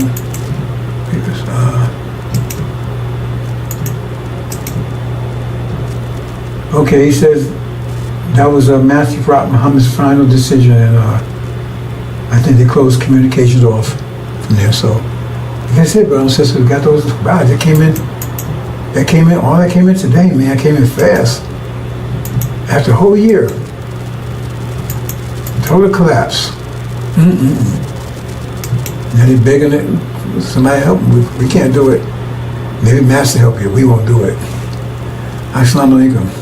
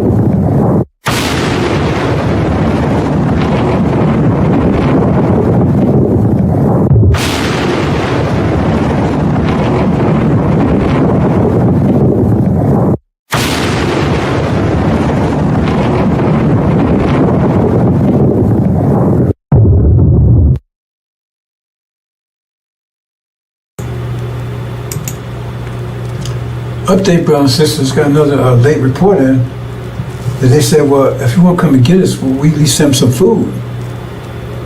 They begged, said, please send us some food. Master Muhammad said, we got to send them a damn thing, nothing, zero. He said, please just send us some food. No, I just got that in. He says, if you can't come and get us, please send us some food. He says, no, he refused. That's the report. I just got the information from the ambassador. He said, they sent that, and he's ready to meet. He says, no. He said, please, just please send us some food. He said, no, no way. You made your choice, case closed. Okay, just got that in, brothers and sisters. Assalamu alaikum.